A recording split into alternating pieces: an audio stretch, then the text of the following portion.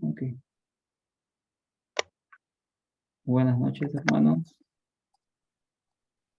Vamos a continuar con nuestra tercera lección de Panorama Bíblico del Nuevo Testamento. Primero, antes que todo, vamos a orar, ¿ok? Señor Padre Santo, Dios Todopoderoso, muchas gracias por ese tiempo que vamos a tener, este tiempo que te lo estamos dando, Señor. Agradecer porque tú nos trajiste, tu Espíritu Santo, Señor, nos permite estar aquí presentes esta noche para tener ese tiempo contigo, un tiempo de estudio, un tiempo de aprendizaje, meditación. Primero, antes que nada, Señor Padre Santo, queremos aprovechar este tiempo también para ponernos a cuentas contigo, pedirte perdón por nuestras ofensas, nuestros pecados, las veces que te hemos fallado, que nos hemos portado mal. Señor, perdónanos. Queremos entrar a tu presencia, Señor, nuevamente limpios, a cuenta contigo. Trabaja en nosotros ahora en nuestras vidas, Padre Santo. Permítenos eh, volver siempre a casa, volver siempre a tu lado. Concédenos, Señor, ese don del arrepentimiento de nuestras malas obras y poder entrar en tu presencia nuevamente limpio, Señor. Que tu Espíritu Santo nos guíe, nos ilumine en esta noche. Que sea tú quien hables, que tu presencia esté presente, Padre.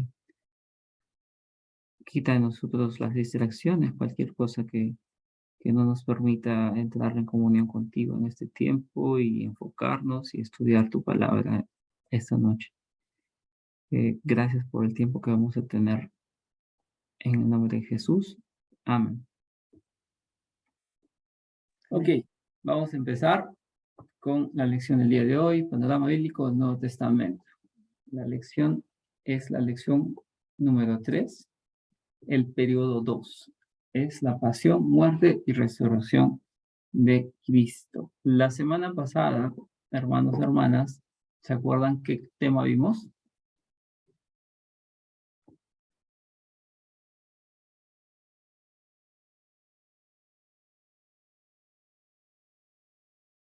Hola, ¿me escuchan? Ya, yo lo tengo apuntado. Uh-huh. Los eventos importantes del periodo de la anunciación y nacimiento del Mesías. Uh-huh. Hablamos de los ministerios y de los reyes y qué hablaba cada evangelio. Creo que hasta ahí nos quedamos. Uh-huh. Sí, la semana pasada vimos más que todo el inicio del ministerio de Jesús, ¿no? Lo que era su nacimiento. No, hablamos un poco de su vida, hablamos también de los evangelios, ¿se acuerdan?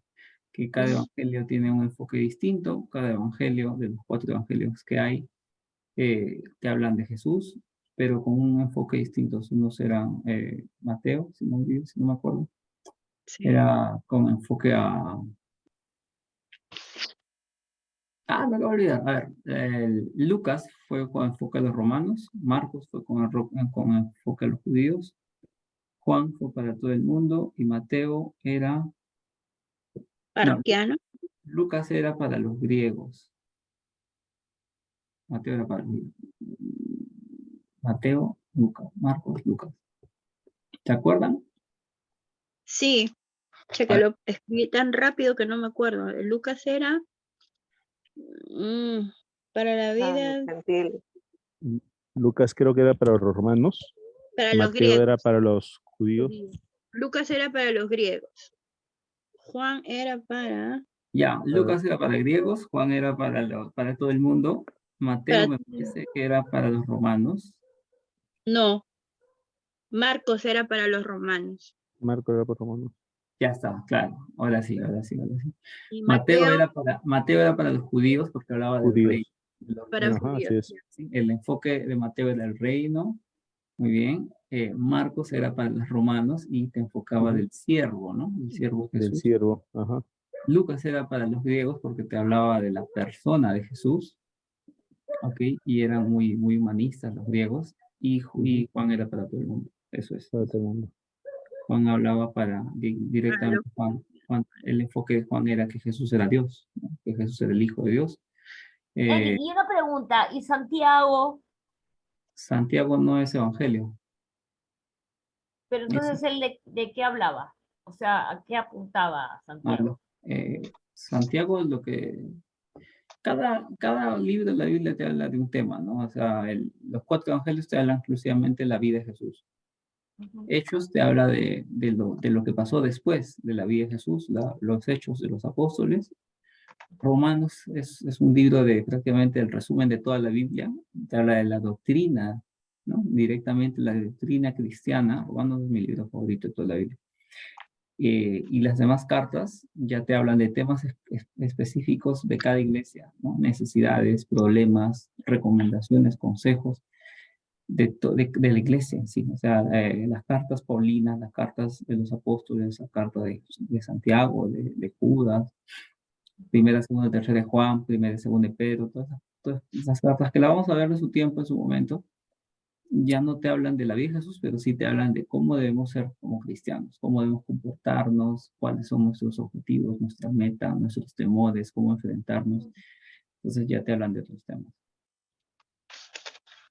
Entonces, ya teniendo una idea de un pequeño panorama de la vida de Jesús, el tema de hoy vamos a enfocarnos a lo que es la pasión, muerte y resurrección de Jesús.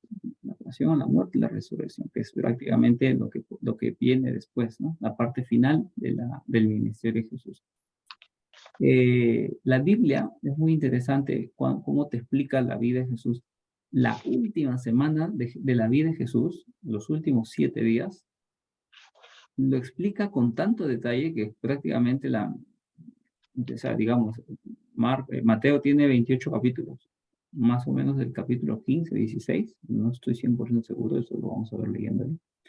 Empieza el periodo de la pasión de Jesús, o sea, la última semana, la pasión de Jesús es una semana, la última semana de Jesús, más o menos lo detalla en 15 capítulos, o casi la mitad del,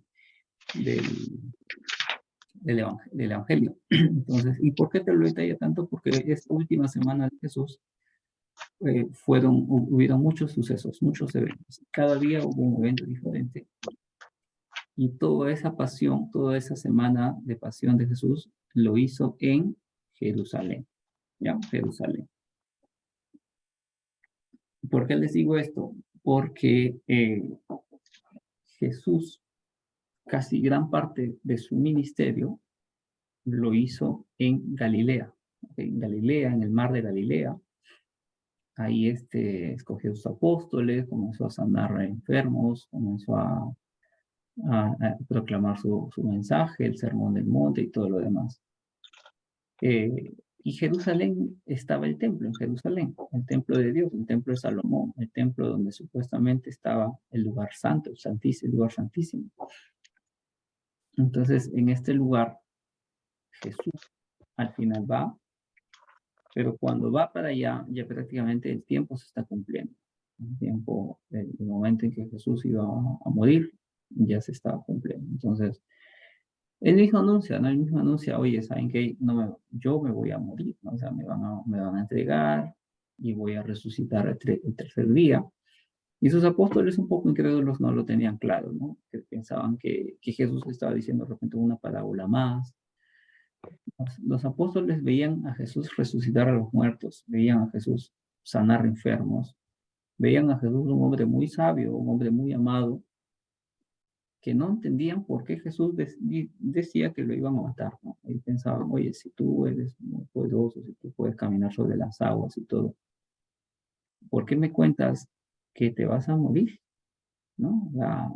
No me entra en mi cabeza que un hombre tan grande como tú sea tan débil como para ser asesinado, ¿no?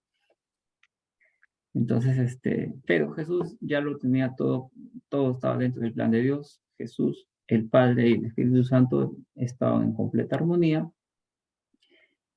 Y en esta armonía que ellos tenían, ya sabían que Jesús vino para dar su vida, ¿no? Para colocarse en el lugar del Cordero sin mancha y que Él pague el precio por nuestro pecado, ¿no?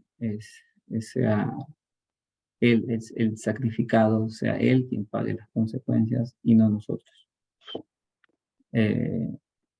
Jesús cumplió la profecía, Jesús cumplió todo lo que el Antiguo Testamento apuntaba hacia Él. Vendría a pisarle la cabeza a la serpiente. Jesús vendría a ser el Cordero sin mancha que daría su vida por nosotros, que nos redimiría del pecado, de la esclavitud. La esclavitud en la que nosotros vivimos es la esclavitud al pecado. Todos nosotros hemos pecado, todo humano que ha nacido en carne ha pecado, a excepción de Cristo, el único hombre en la historia de la humanidad que no pecó fue Jesús. Entonces, y Jesús no pecó no porque era Dios, sino no pecó porque Él supo enfrentar a la tentación, ¿no? Jesús se defendió con la palabra, el diablo huyó de Él y Jesús comenzó a proclamar las buenas nuevas a las personas, a las gentes. Llegó hasta Samaria incluso, ¿no? Samaria era una ciudad de capital de antiguamente era la capital del Reino del Norte.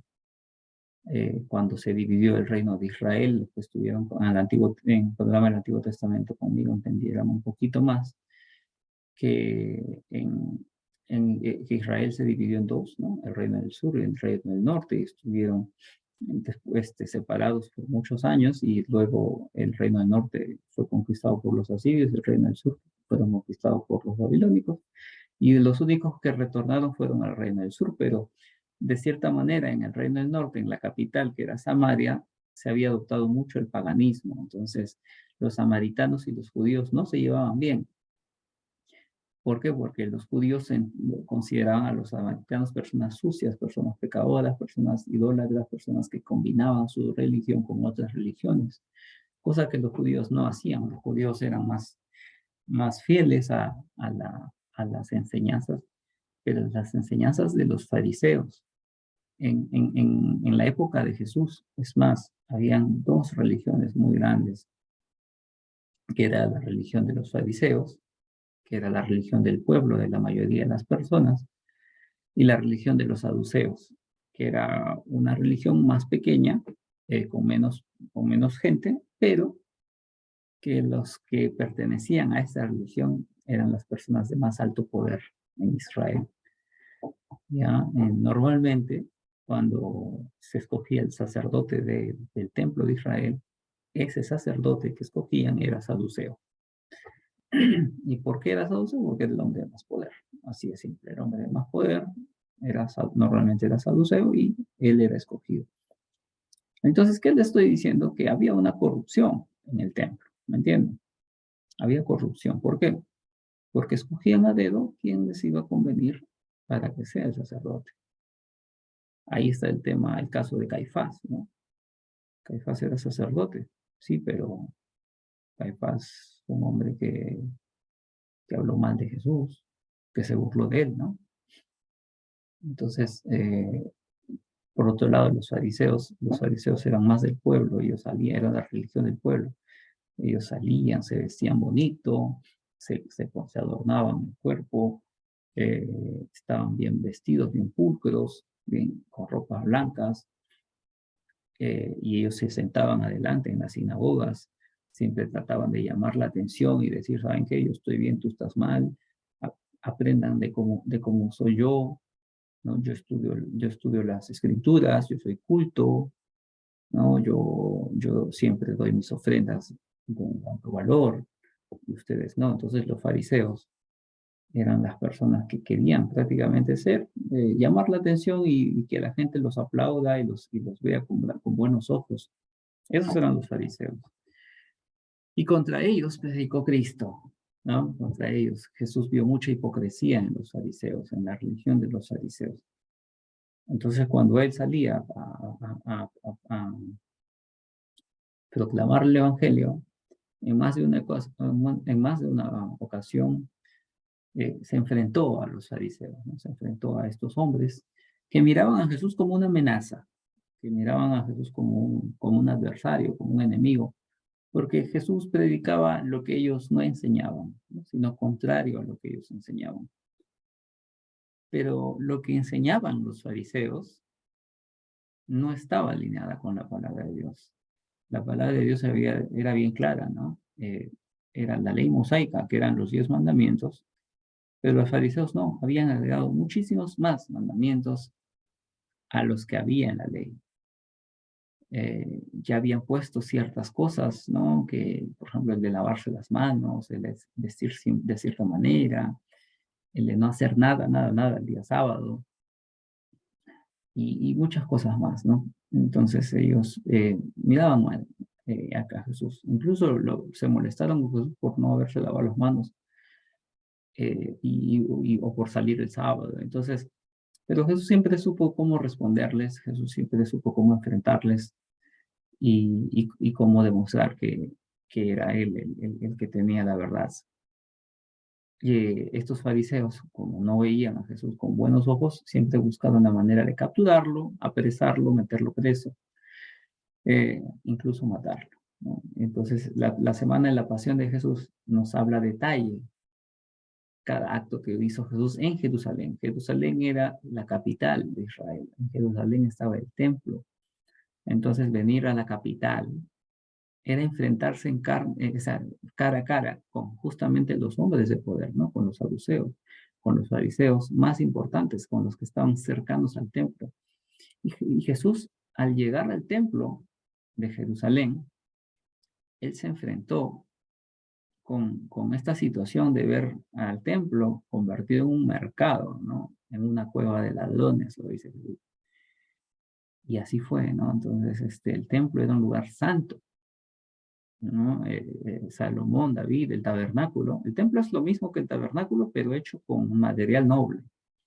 El tabernáculo era una tienda gigante donde estaba la presencia de Dios. El templo era la tienda convertida en cemento, ¿no? Bueno, entre comillas, porque ellos usaban otros materiales, pero era una construcción exclusivamente para Dios, para que sea el lugar de la casa de Dios, la morada de Dios. Esta casa de Dios se había vuelto en una cueva de ladrones, según las palabras de Jesús. Comenzaron a vender, comenzaron de repente a hacer algunos actos que Jesús no veía con buenos ojos. Vamos a ver, ¿no? Introducción. ¿Qué entiendes por la pasión de Jesús? ¿Qué entienden, hermanos, por la pasión de Cristo?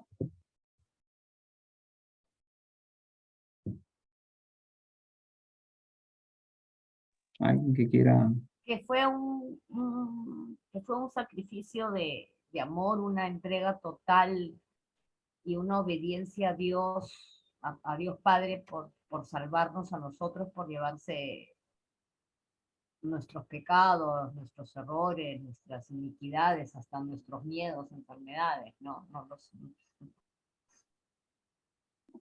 Ujú. También fue la agonía, el sufrimiento de Jesús, ¿no? Eh, todo lo que él padeció, todo ese sacrificio de dolor, esa fue la pasión que cargó él en la cruz. Sí, para salvarnos, pero nosotros vimos la película La Pasión de Cristo Ujú. y dicen que es prácticamente un relato, si no genuino, lo más parecido a lo que él sufrió, ¿no? Y sufrió, como dice Isaías, como oveja al matadero. Dice que le pegaron tanto que no tenía ni rostro, ya. Fue una cosa salvaje lo que le hicieron a él, y fue por salvarnos, ¿no? Fue ese sufrimiento los vejámenes, los insultos y las humillaciones que él recibió injustamente por nosotros. Eric, dicen que, bueno, dicen y también me parece que está en la Biblia, que en ese momento Jesús, bueno, del momento que se enfrenta al diablo, ¿no? Cuando lo tienta y le dice, yo te doy todo, si te arrodillas ante mí. Incluso cuando yo estaba en la cruz, como que era ya, no solamente hombre con los poderes de Dios, sino solamente hombre, ¿no? Y que ese gran amor al Padre y a cada uno de nosotros fue lo que le hizo aguantar ese inmenso maltrato físico que dicen muchos científicos que creen en la palabra, ¿no? Que, que es definitivamente imposible que ningún ser humano, por más que haga fisiculturismo, o sea, tenga cuerpo de Sansón y tenga una fuerza impresionante, podría soportar ni siquiera la cuarta parte de lo que soportó y lo que aguantó Jesús, ¿no? Hubieran muerto antes. Bueno, esas son suposiciones, hermanita. Entonces, no estoy seguro. Bueno, a veces uno dice, ¿no? Para exaltar la fuerza de Jesús, que él pudo aguantar todo esto, ¿no? Pero en realidad lo que Jesús nos muestra en su pasión es que Jesús era 100% hombre, ¿no? Era humano, no era, o sea, él era Dios, sí, Dios, pero él se entregó como persona, como hombre. O sea, si él tendría el poder de Dios, él hubiera aguantado eso y mucho más. Él se hubiera regenerado las heridas, él se hubiera bajado de la cruz, como le decían las personas que le evitaban, ¿no? Entonces, Jesús no dejó de ser Dios, pero él se entregó totalmente como hombre, con sus fuerzas naturales de hombre, con dolor, ¿no? Entonces, al contrario, él mostró mucha debilidad. Tanto fue así que fue necesario que otra persona cargue su cruz y lo apoye, ¿no? Porque él ya no tenía fuerza. O sea, después de los golpes que le habían dado, había perdido probablemente mucha sangre y se estaba desmayando. Entonces él no tenía fuerzas para llevar la cruz hasta la punta del cerro. Entonces es ese momento en que Jesús se cae y tuvieron que ayudarlo uno más, tuvieron a una persona más, no me acuerdo quién era, José Arimatea, no estoy seguro. Aquí yo soy malo con los nombres, no recuerdo todos los nombres, pero sé que una persona lo tuvo que acompañar cargando la cruz y hasta Sí, llegar él arriba. fue José Mateo. Y una vez que llegó arriba, ya estaba agonizando. O sea, lo tiraron y lo crucificaron. Y Jesús fue el primero en morir, se dice. O sea, ya no aguantó mucho tiempo. Aguantó unas cuantas horas más porque esa agonía es larga. Pero él fallece primero, ¿no? Y luego del fallecimiento se oscurece el cielo y ocurren los sucesos, ¿no? Pero antes de que él muera, obviamente dijo sus palabras y todo lo que se sabe en la Biblia, ¿no? Pero Jesús fue humano, fue totalmente hombre, aguantó de repente más de lo que de que una persona común y corriente hubiera soportado, pero tampoco es que era súper fuerte, que cargaba la cruz con una mano y subía el cerro, no, o sea, él sufrió mucho, él padeció mucho este suceso, como un hombre común y corriente, la verdad. Fue muy triste, muy doloroso lo que él pasó y él no solamente fue crucificado, sino que antes de ser crucificado también fue azotado, ¿no? Y no durmió esa noche. Entonces lo debilitó mucho y fue muy cansado a la cruz. Aún así, su cuerpo soportó lo que tenía que soportar, ¿no? Se dice que antiguamente cuando en la cruz, cuando tú no morías, ¿no? Si tú no morías en la cruz, te rompían las rodillas, ¿no? Venía un soldado romano con un mazo y te rompía las rodillas para que tu cuerpo caiga en peso y que te ahogues rápido y te mueras. Entonces Jesús no llegó a ser molido ningún hueso, dice la Biblia. Ningún romano tuvo que romperle las rodillas para que él muera. ¿no? Sino que él murió antes.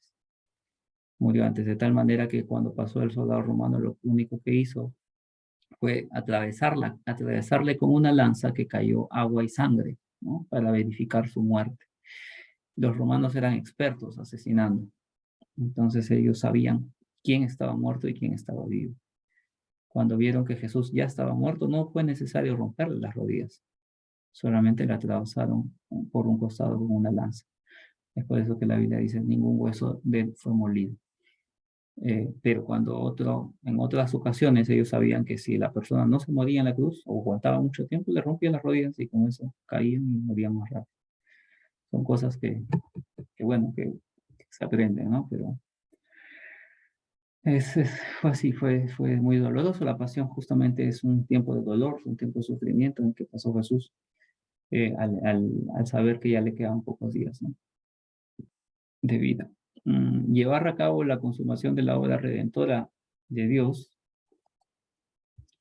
para el hombre por medio de la muerte de Jesucristo en la cruz, ¿no? Ese es el propósito, ¿no? Entender la consumación de esto, ¿no? Dar por cumplidas las profecías respecto al Mesías que estaban dadas desde tiempos antiguos por los profetas, que había de venir el Mesías de Dios y que había de establecer el reino de David por siempre.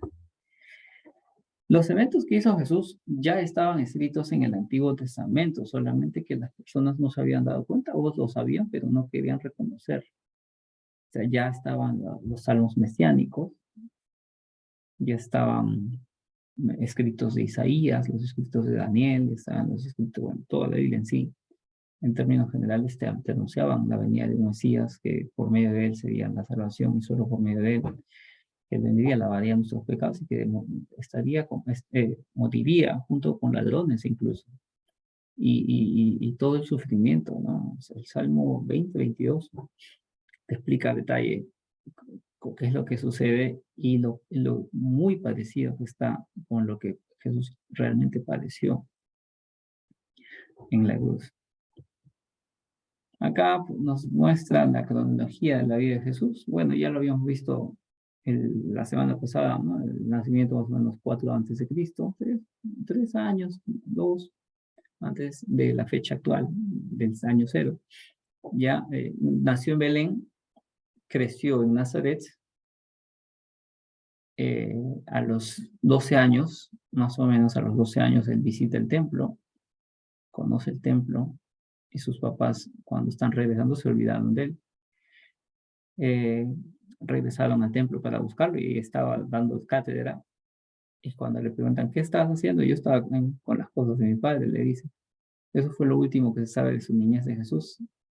Posteriormente a eso, probablemente él vivió como cualquier humano, creció, cumplió mayoría de edad, se dedicó a la carpintería junto con su padre. Tenía hermanos, ¿no? La Biblia dice que tenía hermanos y eran hermanos menores que Jesús. ¿Ok? No tenía hermanos mayores. Es un concepto muy errado el suponer que Jesús tenía hermanos, pero por parte de José. Muy probablemente José y María eran de edades cercanas. No es que José aceptó a María a los 80 años, ¿no? Eso es mitología católica, hermanos. Hay que poner pies en la tierra y hay que leer la Biblia sin inventarle cuentos, sin agregarle ni quitarle. José y María se casaron. María era virgen, dio a luz a Jesús. Posteriormente al nacimiento de Jesús, José conoció a María, quiere decir que José tuvo relaciones, y tuvo hermanos. Tuvo tantos hermanos y hermanas, que cuando Jesús cumplió 12 años, él era el hijo mayor, él era el hijo más grande, ¿ya? Y los hijos chiquitos, los hermanos chiquitos, ellos sí necesitaban atención.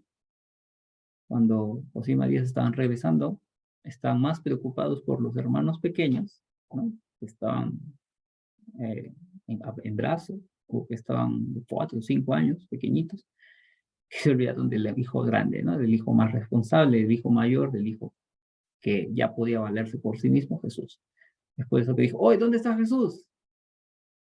Entonces, a regresar, ¿no? Tiene más lógica que el hijo más pequeño se pierda, ¿sí? Discúlpame, me voy a no voy a pagar, no voy a salir del Zoom, mi jefa me está llamando, voy a recibir la llamada y le he escrito que le voy a devolver la llamada, calculo que me demoraré, no sé, No, no, 10 no se preocupe, minutos hermana. y No se preocupe. regreso. ¿Y No, Ericito? no se preocupe, no se preocupe. Disculpen, chicos. Entonces, nada, que Jesús vuelven, recogen a Jesús y Jesús probablemente creció, se volvió carpintero.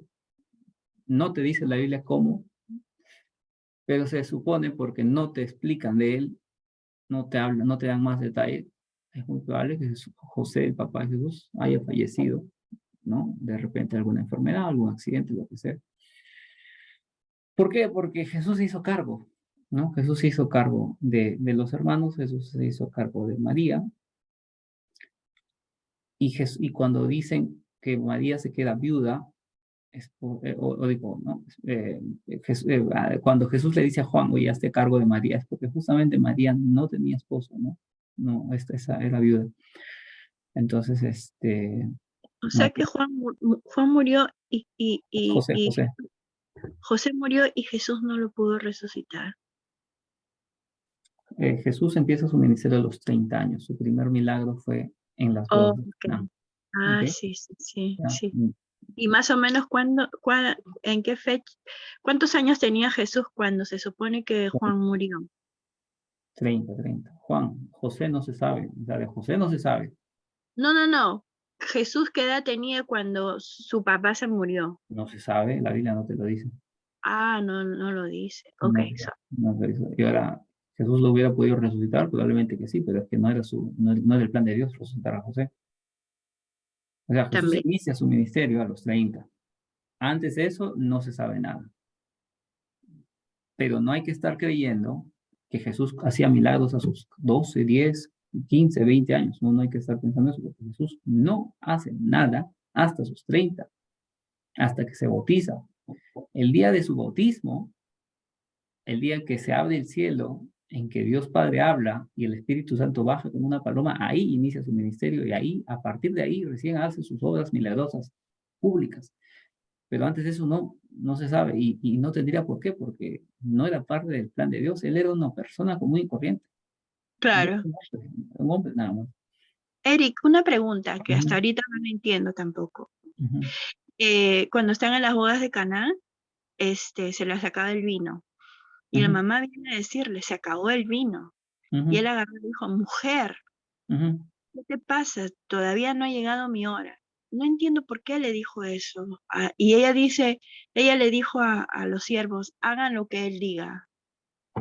No entiendo por qué él le contesta de esa manera y ella le da esa respuesta. Sí, las bodas de Caná fue su primer milagro y le dice porque María ya sabía que Jesús era un hombre sobrenatural, ¿no? Y que él podía hacer milagros. Ya sabía. Entonces María le dijo, oye, hazte una, pues, ¿no?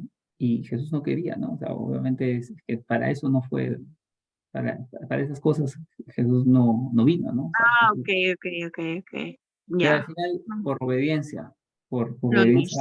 a lo que le estaba diciendo la madre y a la situación incómoda que lo puso, entre comillas, Ya. hizo ese milagro, ¿no? Hizo ese milagro. Ese suceso fue escrito, ¿no? Fue guardado en las escrituras como su primer milagro. Pero obviamente nos damos cuenta que para esos milagros Jesús no se prestaba mucho, y si lo hizo fue porque, bueno, le exigió. ¿No? Pero él vino para otro tipo de cosas, ¿no? Claro. Pero siempre va a ser recordado como su primer milagro. Al callo. Ajá. Pero era muy, era familiar muy cercano, Jesús. No se sabe quién, pero una boda de un familiar muy cercano, y era una fiesta muy grande. ¿Quién habrá sido? No lo sé, no lo sabemos, no podemos no puedo yo agregar la Biblia que si fue su familia, su hermano, su primo, no sé, pero era una boda muy importante para ellos porque María se sentía como una persona, ¿cómo se dice? Como una mayordoma, como una de las personas más importantes de la vida. Porque si tú eres un invitado común y corriente, hermano, tú no te preocupas porque falta vino, ¿no? Porque eso al final es cuestión, es un tema del mayordomo, es un tema si alguien escribió, A ver, o sea, si te falta vino y tú eres el invitado, tú no te preocupas por eso, porque el vino lo tiene que entregar, ¿no? El papá, la mamá de la novia, o sea, las personas que invitaron a la fiesta. Pero en este caso, si tú te preocupas por vino es porque tú eres persona importante en la fiesta. Entonces, los demás son tus invitados y tú eres de las personas que tiene que dar de beber a ellos. Entonces, probablemente María y Jesús no solamente eran invitados, probablemente María y Jesús estaban entre los personajes más importantes de esta boda que tenían que entregar el vino. Y de esa manera se puede resumir que eran un familiar muy cercano de Jesús y de María, el que se estaba casando. ¿Quién podría ser? Ya no lo sabemos. Pero era una persona muy cercana a ellos, tan cercana que ellos tenían que dar de beber a los demás comensales.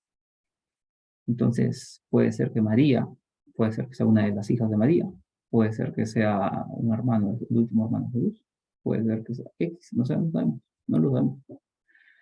Pero más o menos ahí empieza su ministerio. ¿Y por qué ahí empieza su ministerio? Vamos a indagar un poquito más. Y Jesús, después de la muy temprana muerte de José, Jesús se quedó a cargo de sus hermanos y se quedó a cargo de María, ¿verdad? Y él era el hijo mayor. Entonces él era el primogénito. Como hombre mayor, como cabeza de hogar, porque el papá ya no estaba, como cabeza de hogar, él tenía que mantener y cuidar a sus hermanos y cuidar a su madre. Entonces tiene mucha lógica que Jesús, hasta sus 30 años, se quedó como cabeza cuidando una familia. Jesús no se casó, la Biblia no te menciona en ningún momento que se casó, y no era el plan de Dios que él se case, ¿no? Jesús no vino a tener hijos, el código da Vinci, esas tonterías, no. Jesús no vino a reproducirse. Jesús vino a cumplir una misión a la tierra. Pero hasta sus 30 años, él era un hombre común y corriente, un carpintero, y cuidó a su madre y cuidó a sus hermanos. ¿Hasta cuándo cuidó a sus hermanos? Probablemente hasta que el último, el más pequeño, la más menorcita o el más menorcito se case. Entonces, una vez que ya todos los hermanos están grandes e independientes, bueno, Jesús ahora sí puede empezar con eso. Pero yo ya estoy agregando muchas cosas que no están en la Biblia y que no quitan ni nada, que no cambian la doctrina cristiana. Pero más o menos a esa edad Jesús se presentó ante Juan el Bautista y dijo, hey, bautízame, que ya empezamos, que ya no tengo más labores que cumplir como cabeza de familia, que ya puedo ahora sí empezar mi ministerio por el que yo vine. A sus 30 años, Juan el Bautista lo bautiza, se va al desierto, es tentado, llega, va a unas bodas, hace su primer milagro, llama a sus primeros discípulos, comienza a predicar el evangelio en Galilea, comienza a agarrar adeptos, seguidores, comienza a hacerse conocido, comienza a dar sermones, comienza a tener enemigos por un lado y tener muchos amigos por otro lado. Juan el Bautista muere, pero antes de morir deja en claro a sus seguidores que él es a quien tienen que seguir. Y justamente dice, ve a Jesús, a sus apóstoles, a sus discípulos de Juan, vean de Jesús y pregúntale, ¿él es el que tienen que seguir o hay que esperar a alguien más? Yo ya lo tengo claro. Pero ahí eso fue una duda de Juan el Bautista. No. Es que eso es lo que quieren hacer creer, que Juan el Bautista dudó. Como que le pregunta, ¿eres realmente tú? No, a ver, mira, yo te digo una cosa. Tú me haces una pregunta, ¿ya? Uh-huh. Yo veo tu duda. Yo no dudo, porque yo la tengo clara. Entonces yo veo tu duda. Entonces, ¿qué digo? ¿Te convenzo con mis palabras o te digo, oye, ve y date cuenta por ti mismo? Entonces, lo que hace Juan el Bautista es hacer eso. Tú me estás preguntando si Jesús es a quien tienes que seguir, ve y dile. Dile que yo te estoy enviando. Ve y dile a Jesús si eres tú el quien tienen que seguir o hay que esperar a otro más. Y ellos dicen, ok, Juan el Bautista, te voy a hacer caso, maestro, voy a ir ante Jesús. Jesús, ¿eres tú quien debo seguir? Que Juan Bautista me ha mandado. ¿Eres tú a quien debo seguir o tengo que esperar a alguien más? Y Jesús dice, hey, ve y dile que estoy haciendo milagros. O sea, Jesús aclara que él era el hombre a quien tenían que seguir. Pero le dice, ve y dile que estoy haciendo milagros. Claro. O sea, como que le confirma, no estás equivocado. No, pero no lo está diciendo, oye, te estás equivocando, le está diciendo, ¿sabes qué? Oye, aquí estoy haciendo un milagro. O sea, lo único que se fue a hacer ahí era aclarar, ¿no? Aclarar que él era el que tenía el milagro. Juan el Bautista, él desde el momento en que lo bautizó, ya sabía que él era el Mesías. Él vino para eso, él vino para Bueno, aparte que el Espíritu le tiene que dar intentar. revelado, porque Claro, ellos tenían mucha revelación del Espíritu Santo. Juan el Bautista era un profeta. Juan el Bautista vino para presentar a Jesús, para hacer el camino. Entonces, pudo haber dudado de repente, como cualquier hombre, pero Juan el Bautista tenía más seguridad que el resto de que él era el Mesías.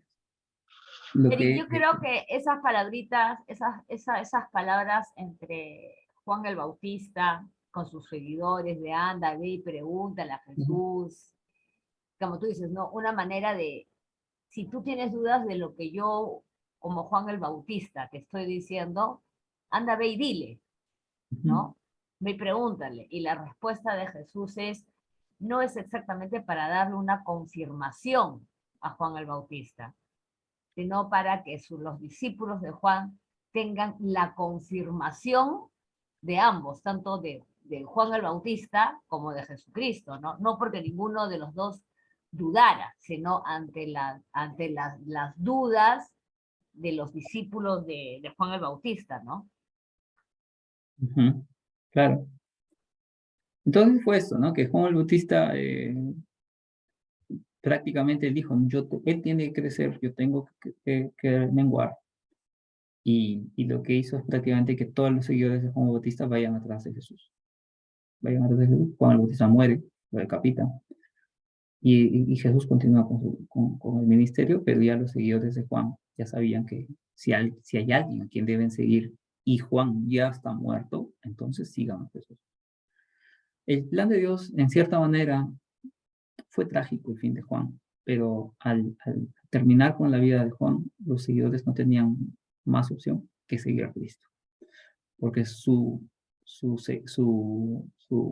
maestro había muerto. Entonces, ¿y por qué Juan no siguió a Jesús? Eso también podría ser una pregunta. ¿Por qué Juan no siguió a Jesús? Porque Juan siguió aparte bautizando y Jesús aparte predicando. Más que todo. ¿Es una pregunta? No, estoy poniendo el contexto. Okay. Más que todo fue para que no haya este tema de lo que se dice hoy día, conflicto. Rivalidades. Conflicto de interés. No rivalidad, pero es que unos van a decir, Juan Bautista tiene más tiempo que Jesús. Yo le escucho a Juan, no le escucho a Jesús. ¿Me entiendes? Ajá. Entonces, para evitar eso, Jesús empezó de abajo y Juan, que ya tenía muchos conocidos y que él era hijo de sacerdote y todo eso, él se fue menguando, ¿no? O sea, poco a poco dejó que los seguidores de Juan vayan a Jesús. Bueno, porque Juan también fue humilde y no se quería llevar la gloria a él, porque él sabía que la gloria era de Cristo. Y él sabía que si seguía a Jesús, mucha gente lo iba a seguir, no por Jesús, sino por Juan. Entonces, para evitar eso, mantuvieron tú con tu ministerio, yo con el mío. Pero voy a encargarme de que mis seguidores te sigan. Y así fue, ¿no? Juan el Bautista envió a sus apóstoles, a sus seguidores a Jesús, hasta que él falleció. Y cuando falleció, ahora sí ya no tenían más opción que Jesús. Y para el tiempo que Juan el Bautista falleció, ya Jesús se había hecho conocido y famoso. Eric, una pregunta. Después que falleció Juan, ¿quién bautizaba? Los apóstoles de Jesús. Jesús no bautizó. La Biblia dice que él no bautizó, pero los apóstoles sí bautizaban. Y ellos continuaban con eso, con esa tradición. Hasta el día de hoy se bautiza. Y Jesús en la gran comisión dijo, no, bautícenlos, ¿no? Bauticen el Padre, el Hijo y el Espíritu Santo. El bautismo de Juan se continuó dando, pero con otra connotación, ¿no? Con otra connotación. Era empezar una nueva vida en Cristo. Anteriormente Juan bautizaba en agua para perdón de pecados, para arrepentimiento de pecados, para empezar una nueva vida, pero ya sin pecado. Con Jesús se bautiza para iniciar una nueva vida, pero en Cristo. Ok, vamos a continuar. Más o menos a sus 30 años empieza Jesús su ministerio, aproximadamente 33 años fallece, pero esas son ya aproximaciones. La Biblia no te dice cuántos años dura el ministerio de Jesús. Algunos, muchos teólogos eh, aceptan los 3 años de ministerio. Un año de preparación, un año ¿cómo se llama? Un año de preparación, un año de popularidad y un año de pasión. Más o menos eso es lo que enseñan ET y todo eso. Pero, la Biblia no te afirma 3 años. ¿Ya? Y lo que también te dice la Biblia son de las 70 semanas de Daniel. Y 70 semanas por 7 días son 490 días. Yo me voy más, personalmente, yo me inclino más por 490 días. 70 semanas de ministerio de Jesús. Pero no estamos para discutir temas teológicos. ¿No? Simplemente Jesús empezó a sus 30 años y tiempo después él termina su ministerio y fallece.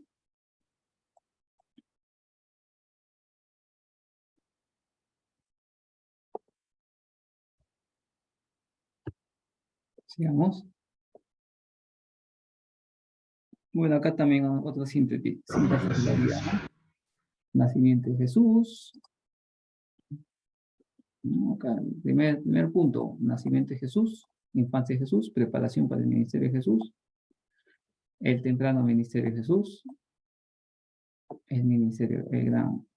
Esto es en Cristo y en los evangelios. ¿Ya? El nacimiento y la infancia de Jesús, ¿quién te lo dice? Mateo y Lucas. La preparación para el ministerio de Jesús está en los 4 evangelios. El temprano ministerio de Jesús solo te lo dice Juan. Juan te dice, ya hemos dicho la semana pasada que Juan te hablaba más que todo de la que no te hablaban los otros, te hablaba Juan. El gran ministerio de Cristo, Mateo y Marcos. La instrucción especial de los 12, Mateo y Marcos.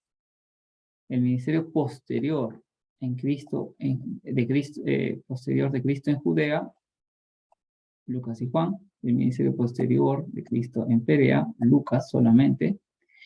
Los últimos días en Jerusalén, los 4 evangelios te hablan. Los últimos días de la pasión de Jesús. Años de la vida de Jesús, alrededor de a sus 30 años inicia, y aproximadamente, acá ya te lo pone, aproximadamente 13 años y medio, pero ya te dije yo que yo me inclino por los 70 semanas, 70 por 7, 490 días. Entonces es algo mío, ¿ok? Después van a decir, no, que estoy enseñando esto, es que el que lee Biblia y se puede indagar las 70 semanas de Daniel. Tiene Sí, mucha pero razón. se supone que él ya está por venir porque estamos casi por cumplir la semana 70 de Daniel. No me confundan. Ay, a ver. Por favor, hermanos. Hay posturas, ¿ya? Hay posturas y hay doctrina, ¿ok? La doctrina no se mezcla con las posturas, ¿ok? Hay teólogos que yo no sé de dónde sacan su matemática y dicen que estamos en la semana 70, ¿ya? Porque cada día es un año o 100 años y no sé qué. Hay que alejarnos de esas teorías porque hay mucha gente que cree en teología sin fundamento, ¿no? ¿Y en qué se fundamenta esa teología? Lamentablemente, hermanos y hermanas, lamentablemente mucha teología se fundamenta en ideas católicas que adoptaron los protestantes. Bueno, pero hay gente que ha estudiado hermenéutica y Sí, yo sé, y que son eruditos y todos, y muchos lo siguen, sí. Pero, no, lo que pasa es que es como una carrera, que estudian la Biblia, o sea, estudian todo, ¿no? Todo lo que comprende la vida de Jesucristo. Pero, y bueno, hablan de eso, porque hay gente que se ha dedicado también a estudiar la astronomía, no lo sé en ciencia cierta, son muchas posturas como tú dices, sí, pero son posturas. yo he Por eso, escuchado de gente que bien, o sea, que te la explican bastante bien, entonces es como un poco creíble, pero bueno. sí, es muy creíble, sí, pero Eric, sí. y también hay en algunos canales cristianos que yo miro, Hay que tener mucho cuidado con el enlace, hay que tener mucho cuidado con los canales cristianos, porque hay muchos predicadores de esa doctrina. ¿Okay? Ya, continúa. bueno, que te hablan también de la numerología que hay en la Biblia, ¿no? Ah, sí, hay numerología. A Dios no sé por qué, yo no entiendo muy bien esto de la numerología, pero a Dios le gusta mucho utilizar el número 40, el número 12, el número 3, el número 7.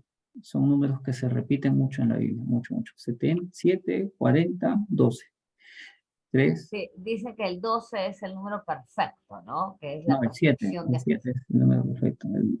No sé, o sea, pero esos son sus números de Dios que se repiten mucho. Sí, sí, Ujú. ok.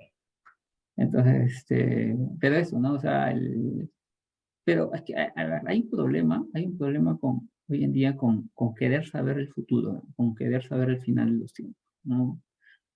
Y Dios no nos pone a revelar misterios, no nos pone a revelar misterios. Todo ya está en la Biblia, todo ya está revelado en la Biblia. Entonces, agregarle cosas, decir, oye, ¿sabes qué? Ya esta fecha viene Jesús. O sea, Jesús mismo dijo, ni yo sé cuándo vuelvo. Pero ahora vienen los eruditos y dicen, va a venir tal fecha. Sí, digo, Pero oye, también dice la Biblia que nosotros, todos nosotros, tú, yo y todos los que hemos leído la Biblia, no la hemos leído todo, pero tenemos conocimiento parte de ella, ujú. que dice que nosotros veremos las señales, que eso Claro, claro, nos aproxima como que la venida de Él es pronto, claro, ¿no? claro, eso sí, o Que sea, la señales podemos ver, señales señales podemos se van a ver y eso está escrito en la Biblia.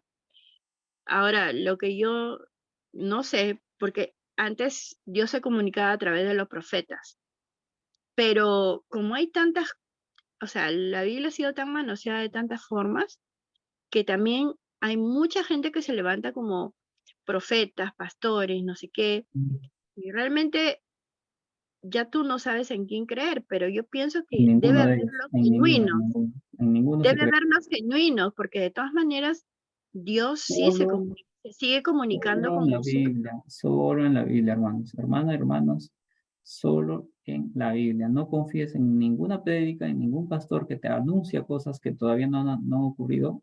Enfócate en la Biblia, nada más, solo la Biblia. ¿Por qué? Porque Además, ¿sabes qué, Eric? Yo creo de ujú, que, por ejemplo, de verdad, ¿no? Por ejemplo, tú, que recién te estoy conociendo, ujú, Marcos Gallardo, con el que yo ya he llevado algunos cursos anteriores. ujú, Y también me doy cuenta, ¿no? De ciertos pastores que están en los canales de televisión, ¿no? Cuando hay muchos que hablan bla, bla, bla, bla, bla, bla, y claro, suena bonito, ¿no? Porque suena ujú, motivador, pero hay otros que son muy, que guardan cierta metodología, como tú, como Marco Gallardo, ¿no? Que cada cosita que hablan, yo pongo siempre un ejemplo medio tonto, ¿no? Hay ujú, pastores que te dicen, come lechuga a las 3 de la mañana y cómete un tomate a las 4:15 de la tarde. ¿Por ujú, qué? Porque en la Biblia dice ta, ta, ta, ta. Mientras que hay otros que te hablan, te hablan, te hablan. Repito, suena muy bonito, pero en ningún momento se remiten a la Biblia.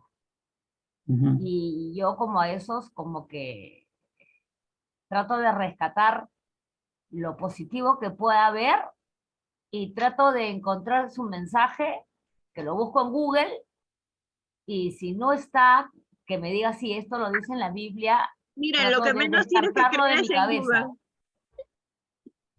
Sí, No, ayuda mucho con me Google. refiero a Google, que tampoco le creo porque es medio satánico también ahora, ¿no? Diabólico. Me refiero a que me es más fácil ubicarlo ahí para encontrar el versículo. Hablaron de tal Ujú. cosa, ya, la El lechuga. versículo, sí. Entonces, ¿en qué parte de la Biblia está? Y me voy a mi Biblia que me regaló mi Sí, amigo Juan Carlos, sí, que es sí, de la pasajes. Iglesia de Confianza, ¿no? Claro, pero a veces se usa mucho la comparativa, o sea, no solamente fijarse en uno, lo que estoy diciendo, sino ver más allá, no sé, compararlo con otros, pero obviamente de sana doctrina. Hay que tener mucho cuidado con las falsas es lo que más encuentras en Google o en lo que sea. Mando una Entonces, consulta. sí, ¿Puedo decir una palabra que es la palabra del Señor? sí, sí. En Mateo 24:23. Entonces, si alguien le dice, miren, aquí está el Mesías, o allí está, o no lo crean, pues levantarán más falsos Mesías y falsos profetas, y realizarán grandes señales y milagros para engañar, de ser posible, aún a los elegidos de Dios. Mm. Pero ten mucho cuidado, ¿no? Con lo que Sí, se hay ve, que, pues, ¿no? hay que tener Sí, mucho cuidado. eh, Sí. Sí. El tema, hermanos, es que muchos estudios, de hoy en día, muchos estudios que se estudian, que se enseñan en las iglesias, incluyendo la Alianza y muchos otros, tienen una historia, ¿no? Y, por ejemplo, ¿no? El arrebatamiento, el rapto. Muchas iglesias creen en el rapto, ¿ya? Pero se basan en pocos versículos, la verdad, se basan en un pasaje, uno será tomado, otro será llevado. Pero eso, ¿cómo yo lo alineo con el rapto? Que me van a llevar, que me van a desaparecer, que no voy a estar. Entonces, muchas de estas creencias fueron adoptadas de la Iglesia Católica, que es la más antigua. Pero la Pero, Iglesia Católica no habla de rapto. no, sí te lo explico. Sí, hay algunos predicadores No antiguos. hablando ahorita, pero nunca se Es que es el mencionó. tema, es que el tema del rapto es algo nuevo. No solamente Sí. el rapto, o sea, el milenio y todas esas cosas son Pero doctrinas. el rapto está escrito en la Biblia. Él dice que él no va, él viene en las nubes. No, sí, está Y bien, eso no se niega, pero yo te digo el rapto, eso es que es, se va a desaparecer, van a desaparecer de nada algunos cristianos y se van a quedar solamente a vivir dice 100 que años en como un tribulación. abrir y cerrar de ojos, eso es lo que dice la Biblia. Sí, En un abrir y cerrar de ojos. Pero bueno, no quiero distorsionarte. no es que es distorsionar, es que hay que tener cuidado en lo que uno deposita su fe. No se sabe. De algo que yo estoy seguro es que no se sabe cómo va a ser el final de tiempo. Y que no nos tenemos que preocupar nosotros. Porque si tú eres cristiana, si tú le has dado tu vida a Jesús, el día que venga te va a llevar y ya está. Claro. Y ya está. O sea, no hay que ponerle lujo y detalle de cómo será su venida, de cómo te van a llevar, o si tu ropa va a caer, o si te vas a desmayar y vas a caer muerto ese día. No se sabe, ¿ya? Simplemente Y sabemos que va a haber un día del juicio y que va a venir Jesús y va a venir a hacer juicio. va a Nada más. venir a ese juicio, pero también habla que se va a llevar a su iglesia. Nosotros se supone que no vamos a pasar ese tiempo de tribulación. La Sí, iglesia se sí, va. pero también te Eso, dice que eso, vamos a estar eso en es un nuevo cierto. cuerpo, vamos a estar, o sea, Dice, y también lo dice, lo dice ahí, que seremos convertidos en cuerpos celestiales. Es lo que dice, es lo claro, que o yo he sea, leído. son cosas que sí, y que el Él lo resto va a dice, ser yo no lo estoy luego, luego, inventando. luego. El tema Que es, el tema es qué tan literal es lo que se explica, ¿no? O hay simbología, o todo es literal, o parte simbólico y parte es literal, entonces Bueno, realmente en eso sí estuve la vez pasada entrando en un tema porque hay muchas cosas dentro de la Biblia que se va, o sea, Dios mismo te va develando cada secreto de la ujú, misma Biblia. Tú lees un pasaje un tiempo, lo entiendes y te llega a ti, luego tú creciste espiritualmente, vuelves a leer ese mismo pasaje y Dios te está develando otra cosa y tú vuelves a entenderlo de una manera distinta. ujú, Pero creo que es el mismo Dios que te va develando a través del Espíritu Santo todos los misterios que hay en la Biblia. Por ejemplo, uno bien así tonto, por ejemplo, ¿no? De la oveja perdida, que el pastor dejó las 99 y se fue por la una perdida. ujú, Entonces yo toda la vida me conté que estaba dentro de las 99 y cuando vuelvo a leer el pasaje me doy cuenta que esa una perdida era yo, que Dios deja, que el pastor deja las 99 que estaban salvadas, pero por la perdida él vino por mí. ujú, Entonces yo la llego a interpretar y dice, uy, la perdida era yo, y él viene por mí. O sea, fue la manera como el Señor me abrió la mente y entendí, ¿me entiendes? Pero si tú lo lees, el pastor deja las 99 y va por, pero eso tiene una connotación mucho más grande. Entonces, así como eso hay un montón y mucho más lo de este fin, que tiene muchas cosas que la verdad que hay que estar bien metidos en la palabra para poderla entender. Eric, una consulta, un poco tomando lo que habíamos estado hablando hace un chiquilín y al comentario que hace Angélica. ¿No se supone que la Biblia es cíclica? Por eso es que a veces cuando leemos un pasaje de la Biblia, dependiendo de nuestro estado de ánimo, de cómo estemos en ese momento en nuestra vida, lo vamos a interpretar y lo vamos a sentir por el Sí, Espíritu Santo de una la manera. La Biblia es palabra viva, o sea, siempre Claro, de maneras distintas y ya, o sea, no es que te habló y ya está, ¿no? O sea, si lo vuelves a leer, te va a decir de repente algo diferente que no lo habías visto. Es por eso que se llama que es palabra viva, que por más que lo leas 10, 20, 30 veces, siempre vas a aprender algo diferente y te va a hablar de manera distinta. incluso estás orando por ti con la Biblia y de repente se te viene una persona a la mente, un ser querido, sea familiar, amigo, lo que fuera, y como que sientes un mensaje para esa persona, ¿no? De repente tú estás molesto, en fin, qué sé yo. Y con el tema del Apocalipsis, ¿no? Si Jesús habló en parábolas en el Antiguo Testamento, que en ese momento mucha gente no entendía que Jesús les tenía que terminar explicando la parábola.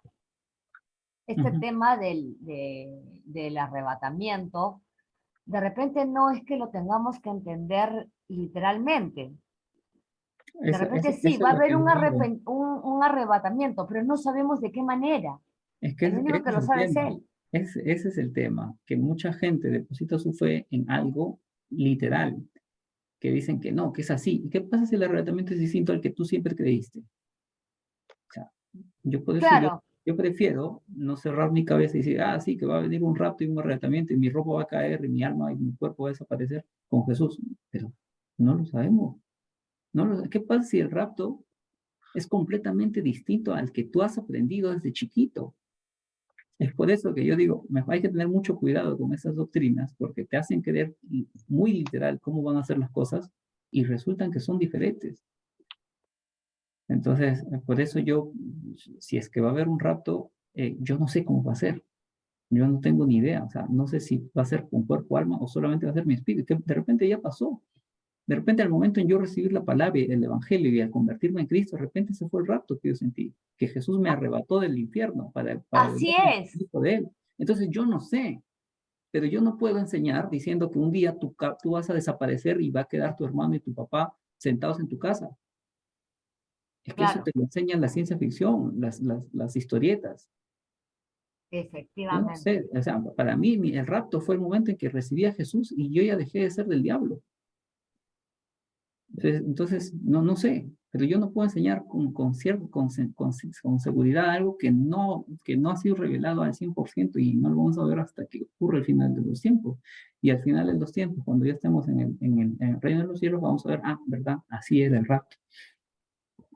Además, Eric, que si analizamos y retrocedemos a cualquier periodo de la historia del país que tú quieras, y si en ese retroceder histórico en el tiempo lo llevamos a la Biblia, ahí también ha habido manifestaciones, Mm, ¿no? O sea, no sé si me dejo entender.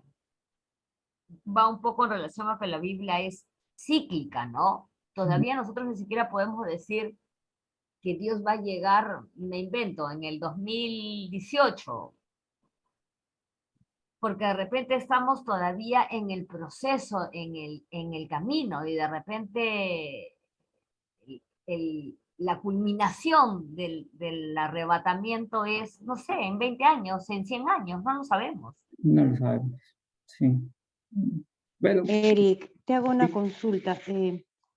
A mm, ver, yo no tengo muy claro este tema de la Biblia, porque si decimos que tenemos que tener cuidado con lo que se dice, ¿no? Porque cada uno tiene una interpretación diferente. ujú. O es que tenemos que creer en nuestra interpretación, porque si de repente si yo leo algo, lo interpreto de No, una no, no, no, manera, no, tú lo interpretas de otra y otro pastor. no interpretas a tu manera. Yo por eso yo digo, lee la Biblia, estúdiala y lo que no entiendes, no trates de ser tú el dueño del misterio o el revelador de la verdad. Pero Simplemente entonces, ¿cómo queda? O sea, ¿a de, quién escucho? O sea, no, tú porque a la tú de Biblia, repente tienes una idea de interpretar solo a la Biblia, diferente. solo escucha la Biblia, Mira, nada más. O sea, lo que dicen, lo que te van a enseñar, tiene que estar muy bien alineado a la Biblia, ¿ya? Y al final tu estudio bíblico te va a decir, oye, esto está bien o no está bien. El tema que yo veo es que hay muchas doctrinas que se han apegado más a la tradición que al estudio real. Entonces, y es por eso que hay muchas diferentes formas de pensar, ¿no? Eric, yo Entonces, puedo, las cosas, un Pero, momento, por favor, un momento. Las ajá, cosas del fin del mundo no están totalmente esclarecidas. Entonces, como no están totalmente esclarecidas, no hay que depositar mucha fe en estas cosas porque puede ser que te lo enseñen de una forma y al final ocurran de otra. Pero ¿en claro, qué bueno, sí yo no hay me que refería depositar nuestra fe? necesariamente al Apocalipsis o a lo del Ya, fin del ya, mundo, claro. sino en Ya, general claro. a toda la Biblia, ¿no? Sino la interpretación que cada quien le puede dar. Yo me No, no, confundo un no, poco por eso. porque hay pastores, por ejemplo, que para ser pastores yo sé que estudian, ¿no? Como Ujú, decía una sí, sí. hermana, se estudia teología, eso, entonces ellos se supone que tienen que saber mucho más que nosotros, por ejemplo, para que puedan, no sé, pues enseñarnos, ¿no? Entonces, Depende de eso no también, sé hermano. a quién Depende en qué creo escuela entonces, estudian. yo, depende de qué escuela estudian. Ujú. yo Mm, pienso, yo Porque hay pienso, diferentes escuelas. creo yo que, y con esto cierro, este, definitivamente nosotros creemos la Biblia porque ya Dios ha depositado en nosotros el querer como el hacer y hemos nacido de nuevo. Ujú, Entonces, al nacer de nuevo, estamos creyendo en ese Dios que un día vino, que dio su vida, porque no lo hemos visto, pero lo estamos leyendo y estamos viendo todo lo que él hizo, todo lo que padeció.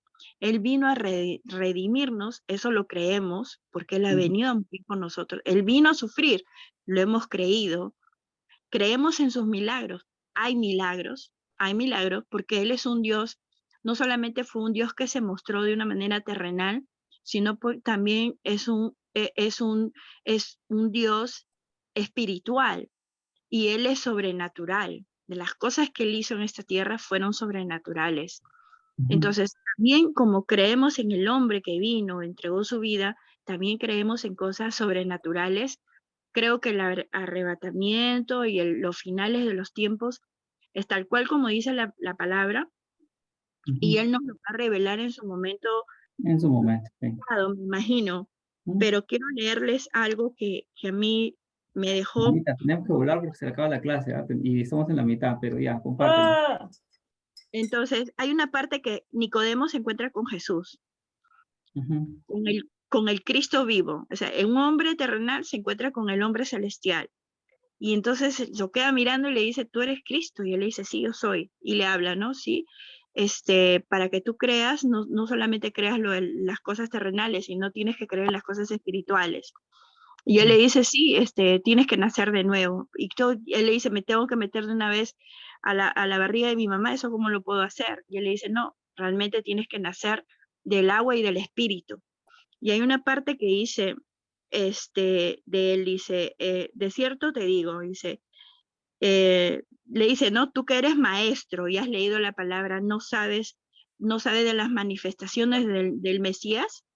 Y entonces dice, no sabes esto, de cierto te digo, que lo que sabemos hablamos y lo que hemos visto testificamos, y no recibís nuestro testimonio, sino os ha dicho cosas terrenales. Si os he dicho cosas terrenales y no creéis, ¿cómo creéis si os dijera las celestiales? Nadie subió al cielo sino el que descendió del cielo, y el Hijo del Hombre que está en el cielo. Y como Moisés levantó la serpiente en el desierto, así es necesario que el Hijo del Hombre sea levantado, para que todo aquel que en él cree no se pierda, mas tenga vida eterna. Y aquí me deja a mí muy claro que todo lo que el Espíritu Santo te revela a través del arrebatamiento, te lo va a revelar el Espíritu porque el Señor lo está diciendo. Entonces no debemos imaginarnos de cosas, pero él es sobrenatural y ese arrebatamiento y esa venida para mí va a ser sobrenatural. Punto y ahí ujú, cierro. ujú. Vale, vale, bueno, gracias por su aporte y como les digo, tengan mucho cuidado al momento de recibir de interpretar. No hay interpretación personal, ¿ok? Eso es algo que no está bien, porque si fuera interpretación personal, cada persona tiene su propia interpretación y la Biblia tuviera 1000 interpretaciones. Y no hay 1000 interpretaciones, solo hay una, ¿ok? Hay que tener mucho cuidado con eso. La Biblia solo te dice una doctrina, no hay muchas doctrinas, ¿ok? Y solo va a haber un acontecimiento, no va a haber muchos acontecimientos. Entonces hay que tener cuidado con la interpretación personal. Entonces, mejor que una interpretación personal es dejar que Dios, cuando ocurra, te revele, ¿no? Es mejor así que estar suponiendo de una manera y al final ocurra otra. Entonces hay que tener, yo personalmente no sé cómo son las cosas, cómo serán, me abstengo a dar una respuesta, probablemente puede ser que ya ocurrió, o de repente va a ocurrir, no lo sé, solamente sé que la Biblia te lo explica de una manera y no te da mucho detalle, entonces se queda como un misterio, y como se queda como un misterio, yo no soy quien para revelarlo, entonces lo dejo así. Entonces hay muchos predicadores, hay muchos eruditos, muchos pastores con muchos estudios que ya te aseguran que así va a ser. Pero para mí eso es un poco soberbio. Yo no puedo asegurar cómo van a ser las cosas hasta que ocurran. Porque muchos falsos profetas pecaron de dar una profecía falsa justamente por creer que de esa manera iban a hacer las cosas. Y no siempre van a ser como tú crees que son, sino dejar que Dios revele dejar que Dios revele cómo van a ser los sucesos, ¿sí? Creer en la Biblia. Entonces, ¿en qué sí nos debemos enfocar? Es en la doctrina, ¿no? La doctrina es lo que vale. La doctrina sí es nuestro enfoque que nosotros debemos tener.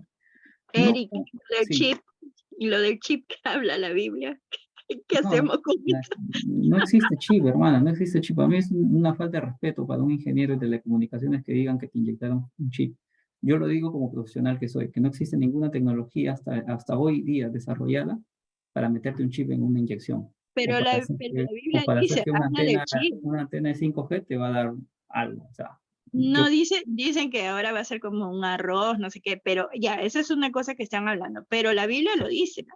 Que va a haber un chip que te ¿dónde lo... dice chip, hermana? Dame el No, pasaje que diga chip. chip no dice, ¿Qué sorry, dice? chip ¿Qué no dice? dice. Me estás cambiando la Biblia Dice- entonces, hermana. Por eso, yo les digo, para mí es una falta de respeto. O sea, yo soy ingeniero de telecomunicaciones, especialista en radares, que trabajo con tecnología No, de no es chip. radiofrecuencia, y que alguien me diga que un chip te van a inyectar. No es chip, Pero pero Eric, dice la valgan marca verdades, la marca de la bestia que te Ese es la un vas chip. a poner en la mano o en la frente. Ya, Ah, pero ese es eso un sí chip. lo dice. Ese es un chip.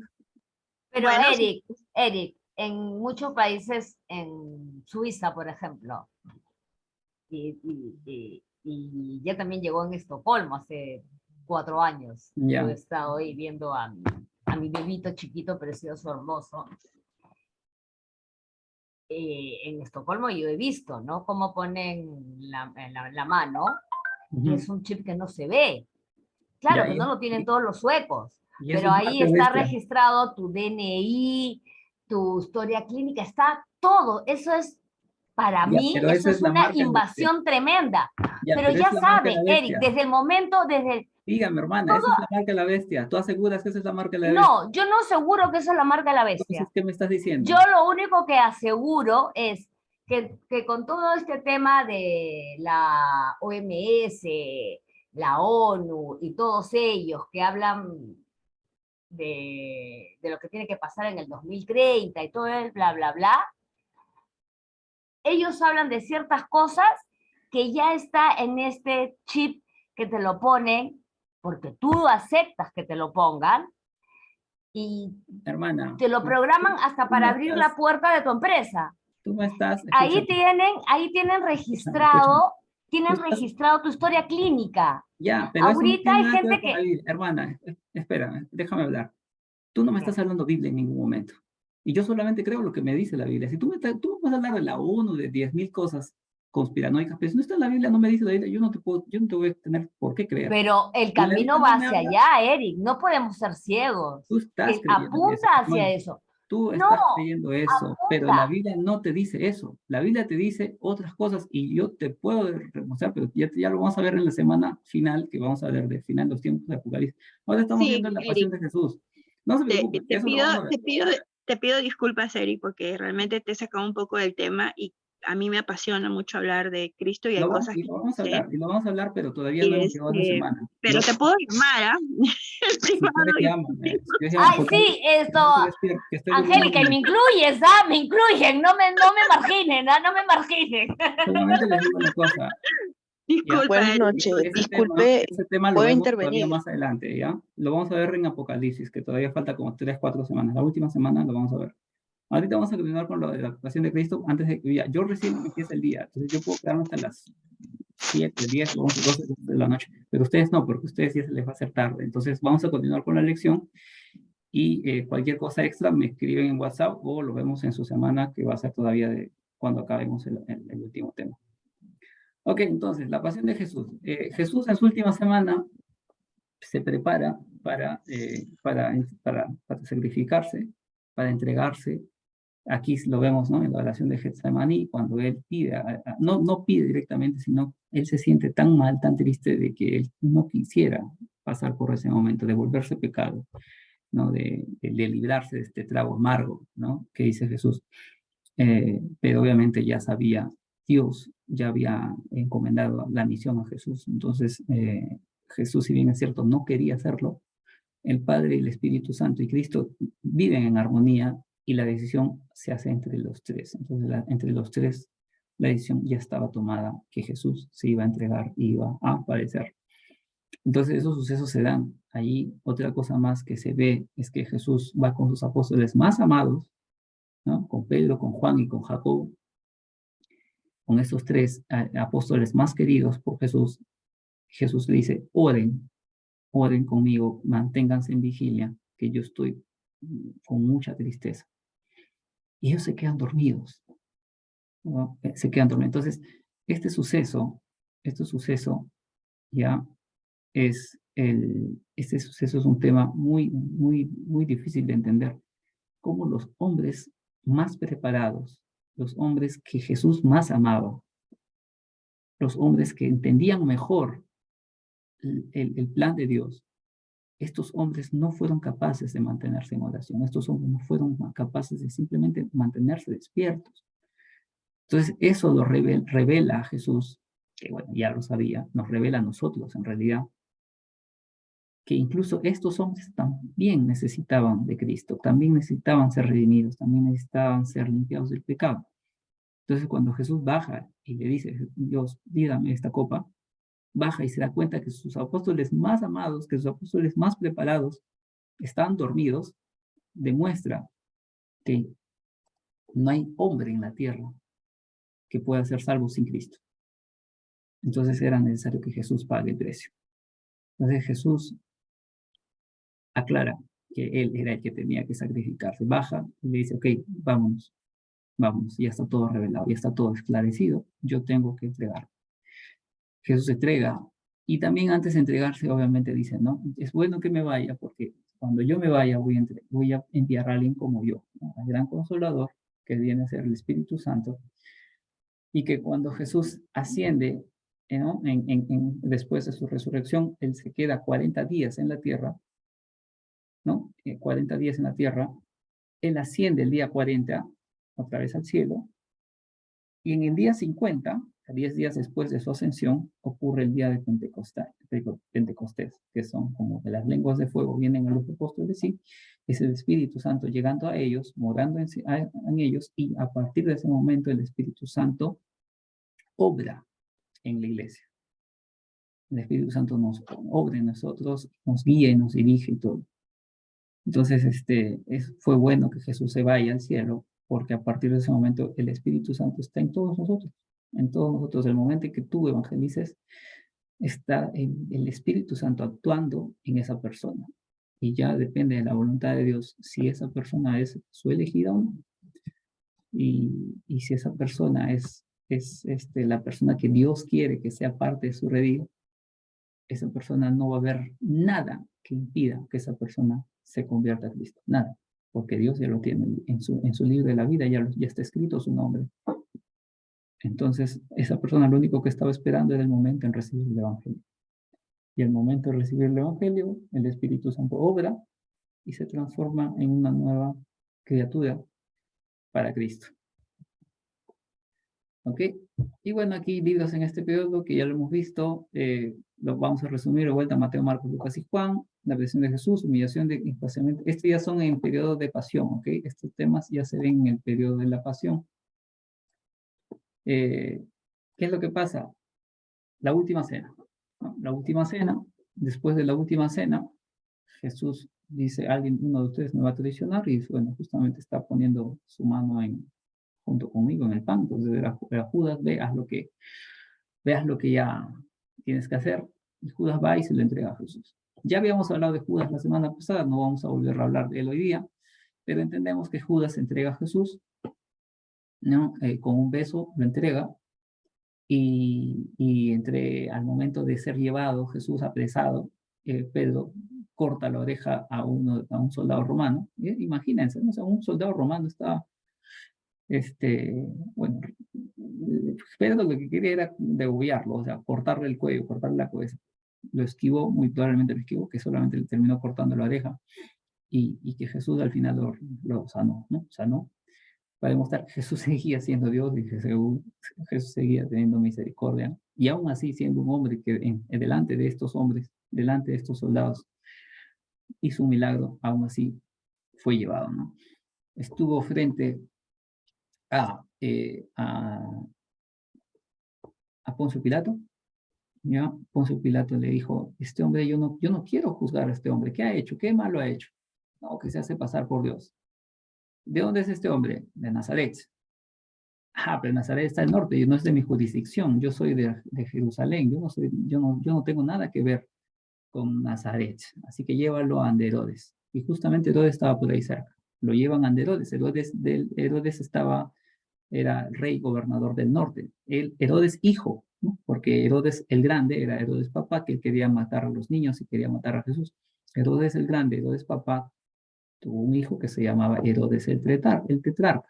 Y este Herodes fue el que gobernaba el reino del norte, Galilea, Nazaret. Entonces lo llevan a Herodes. Y este hombre que, no, que se hace pasar por Jesús. Ah, pero ese es el tema de la religión, llévalo al sacerdote.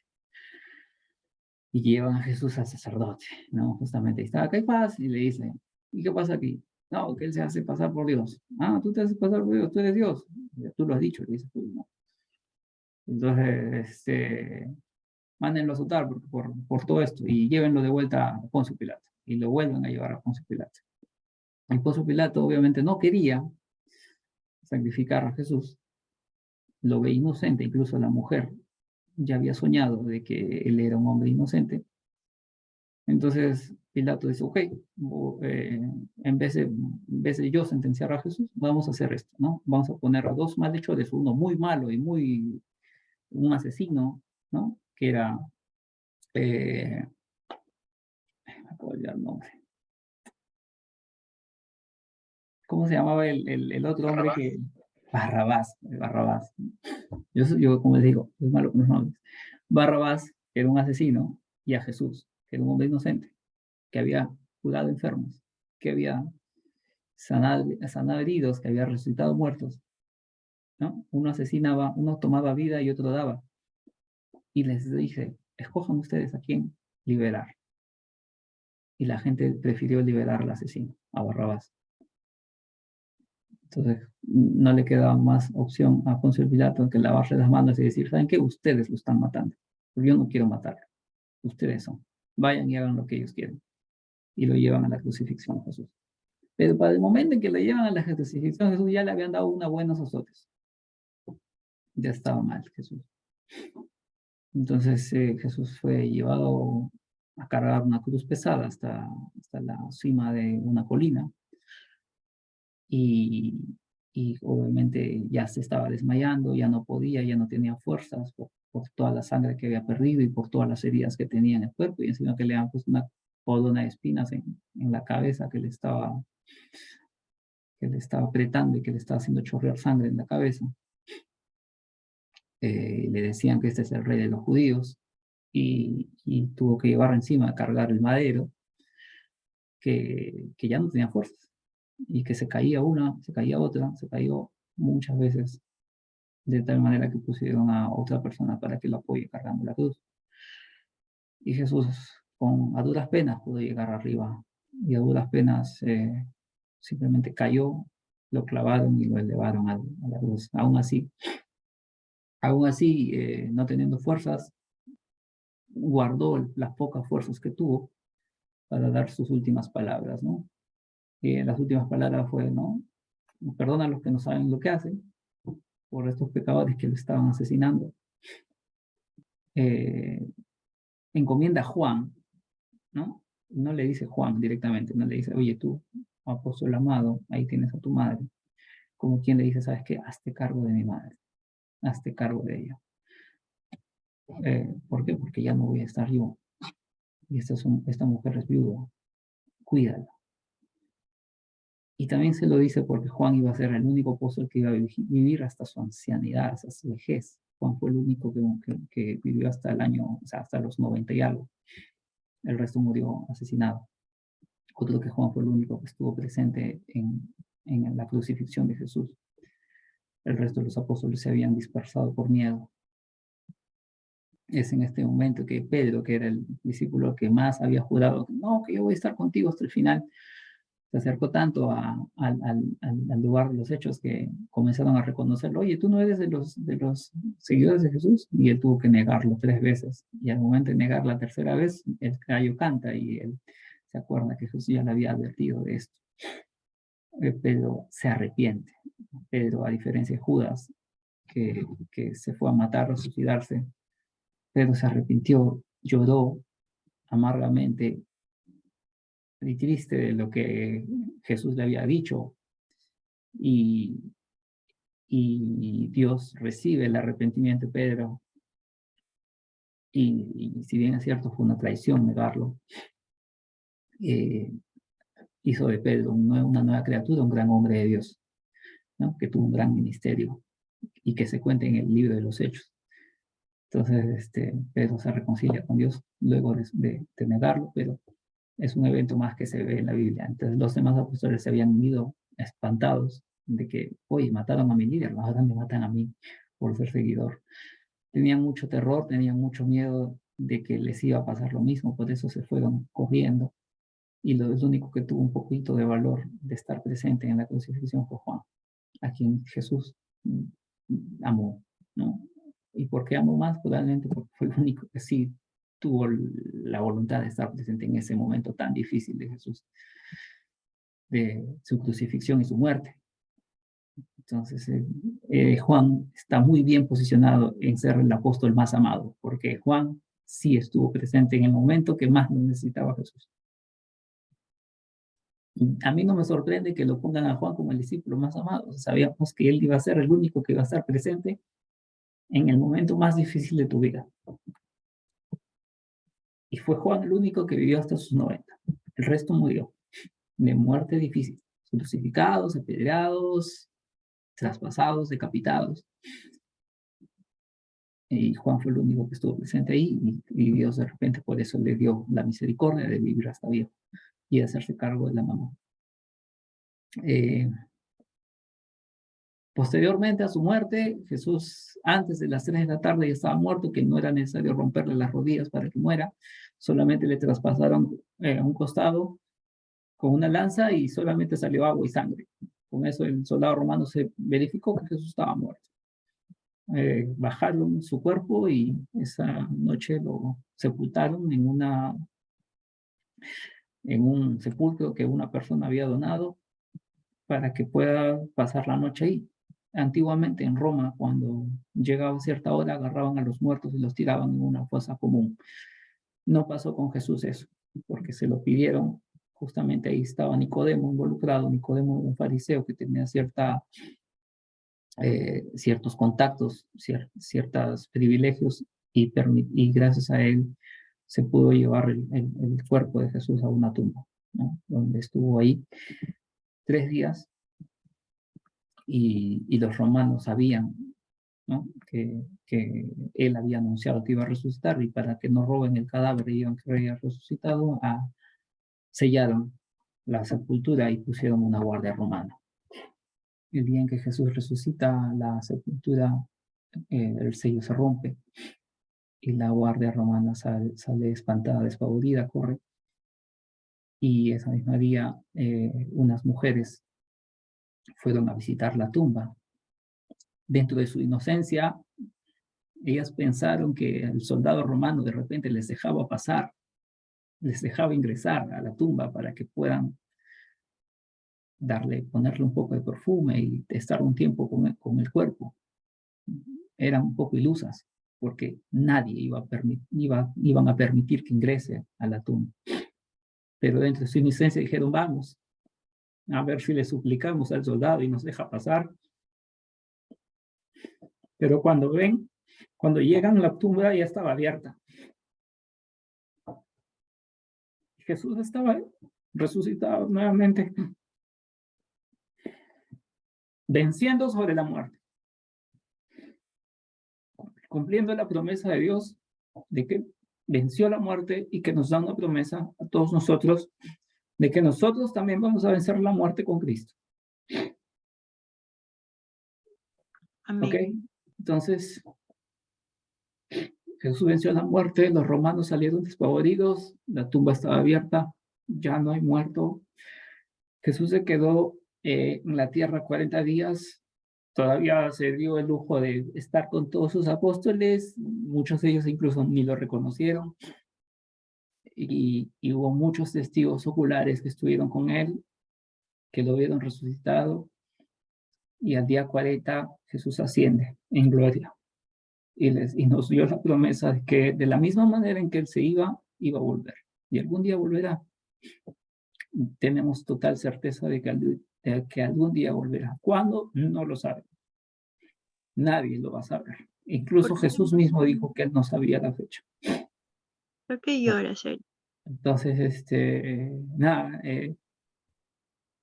eso, y probablemente ese tiempo llegue, ¿no?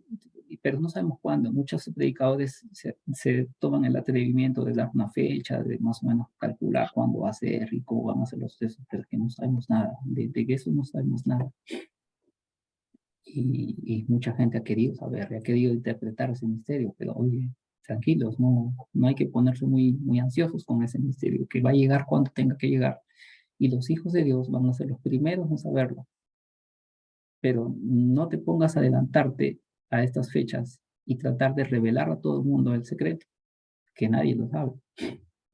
Entonces es eso. Vamos a continuar. Bueno, acá nos resumen los últimos 7 días de Jesús. La entrada triunfal en Jerusalén. Jesús entra en un pollino, en un burrito, alquilado incluso, ni siquiera se lo compró, se lo robó. Pagaron por el pollino, se lo llevó. No pagaron, o sea, dijo, oye, sabes que mi señor lo necesita y se lo dieron. Entra y la gente lo aplaude, lo pone palmas en el suelo para que ingrese, con aplausos, con gritos, con júbilo. Y luego de eso, un día te están celebrando tu ingreso y una semana después estás siendo escupido, estás siendo abofeteado y te están pidiendo que te crucifiquen, pudiendo haber elegido a un asesino en vez de ti. Así de rápido ocurrieron las cosas en una sola semana. Jesús entró como un rey, como un rey en un burrito pequeño, que nunca había sido montado, un pollino, y pasó eso, ¿no? El día lunes vio una higuera con hojas, y cuando una higuera tiene hojas verdes ya está anunciando de que va a haber fruto. El problema con esta higuera era que no tenía fruto.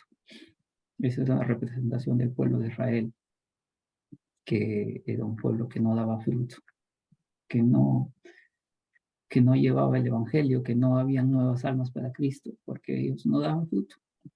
Y Jesús maldice a esta higuera. Nunca más vas a dar fruto. Como quien dice, ¿sabes qué, Israel? Tú ya no vas a estar en el lugar de mi pueblo. Ahora mi pueblo es la iglesia. ¿Entendieron? En la purificación del templo, que fue cuando Jesús entra al templo y se da cuenta que estaba hecho todo un mercado, ¿no? Una cueva de ladrones, y él va y los reprende y los saca y comienza a botar todo y comienza a chicotearles incluso, producto de su ira, producto de su amargura, de encontrar el lugar más santo de ese país, después del país de Dios, de la nación escogida por Dios. El lugar más santo era una cueva de ladrones. Jesús comenzó a debatir contra los líderes religiosos y ganó más enemigos por el tema, por el hecho de tener que defender su postura. Ese mismo día también se va al Monte de los Olivos, y el día martes más o menos Judas lo traiciona, y ya, en los demás días ya sabemos lo que pasa, ¿no? Lo llevan a juicio y lo asesinan, bueno, lo crucifican, él da su vida directamente y 3 días después resucita, ¿no? Y ya estas son otras fechas más o menos que lo calculan que fue jueves, bueno, pues jueves santo, viernes santo. Yo no me voy mucho por esta fecha, ya que la Biblia dice que son 3 días y 3 noches literales. Entonces, si Jesús hubiera fallecido un jueves en la noche, no, un viernes, a sábado y domingo son 2 días, no encaja.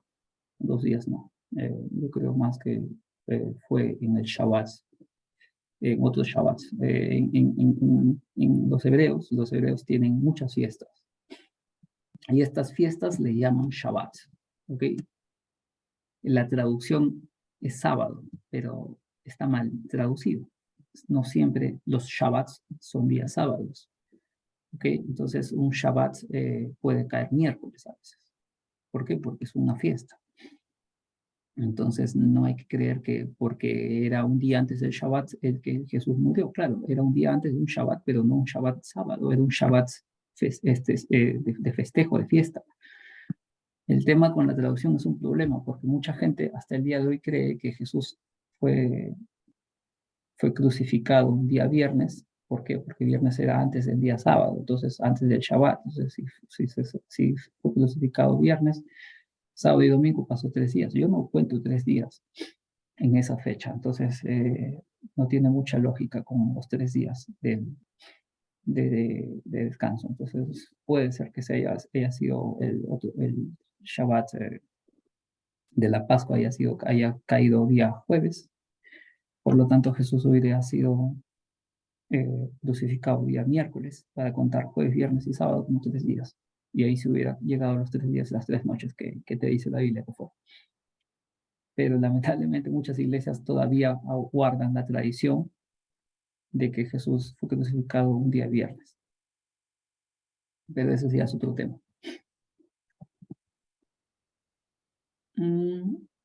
Acá están los acontecimientos: juicios de Jesús, Anás y Caifás, Sanedrín, Pilato, Herodes. Ok, más o menos todo eso lo hicieron el mismo día. El mismo día que lo apresaron fue el mismo día en que lo sentenciaron y lo crucificaron. Para las 3 de la tarde Jesús ya estaba muerto. Y a ese momento se oscureció el día, se puso como de noche, y el templo de Israel tenía una cortina muy grande que separaba el lugar santo con el lugar santísimo, y esa cortina fue rota, el velo, ¿no? Le dicen, el velo se rompió, como para decir al pueblo que a partir de ese momento el acceso a Dios ya estaba libre, ya podíamos acceder a Dios. Antes no se podía, antes del sacrificio de Jesús nadie podía llegar al Padre. Después del sacrificio de Jesús, el que llega al Padre es a través de Jesús, pero podemos ya llegar, ya tenemos acceso al Padre. ¿Ok? Bueno, y acá te ponen que otra vez la crucifixión de Jesús fue un día viernes, pero ya les comento que si hubiera sido viernes, para el domingo no hubieran llegado a los 3 días. Y no me vengan con matemáticos, porque ningún matemático te dice que son 3 días del viernes para el domingo. Pero bueno, la tradición dice que es viernes. Las palabras desde la cruz: Padre, perdónalos, porque no saben que lo que hacen. A uno de los que estaban crucificados con él le dice, hoy estarás conmigo en el paraíso. A María le dice, mujer, ahí tu hijo y tu madre, en referencia con Juan. Dios mío, ¿por qué me has abandonado? Le dice Jesús, porque se volvió pecado. Jesús en el momento de estar colgado en un madero, en la cruz, se hizo anatema, se hizo pecado, pecado por todos nosotros. Al volverse pecado, Jesús rompe la comunión con el Padre, porque Dios es santo, santo, santo. Dios no puede estar, no puede tener mancha, no puede tener pecado. Entonces Jesús al volverse pecado rompe su comunión con el Padre, y su unidad con el Padre se rompe por el pecado de Jesús, por el pecado que había absorbido Jesús por todos nosotros. Y ese rompimiento, esa comunión, de comunión con el Padre es la que a Jesús le dio mucho dolor en su corazón.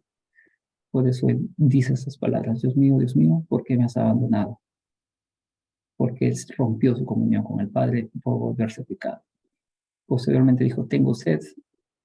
Por todo lo que había pasado, se estaba muriendo de sed.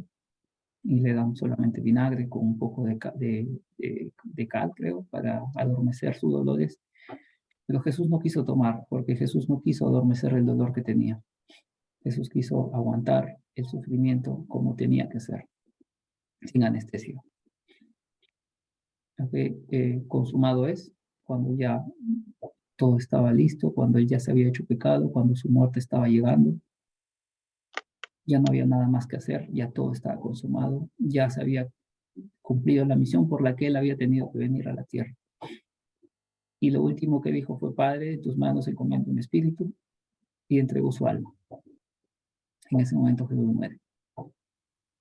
Son las palabras de Jesús. Y esa misma noche, antes de que el Shabbat, el Shabbat empieza a las 6 de la tarde, hermanos. ¿Ok? Para los hebreos, el Shabbat empieza a las 6 de la tarde.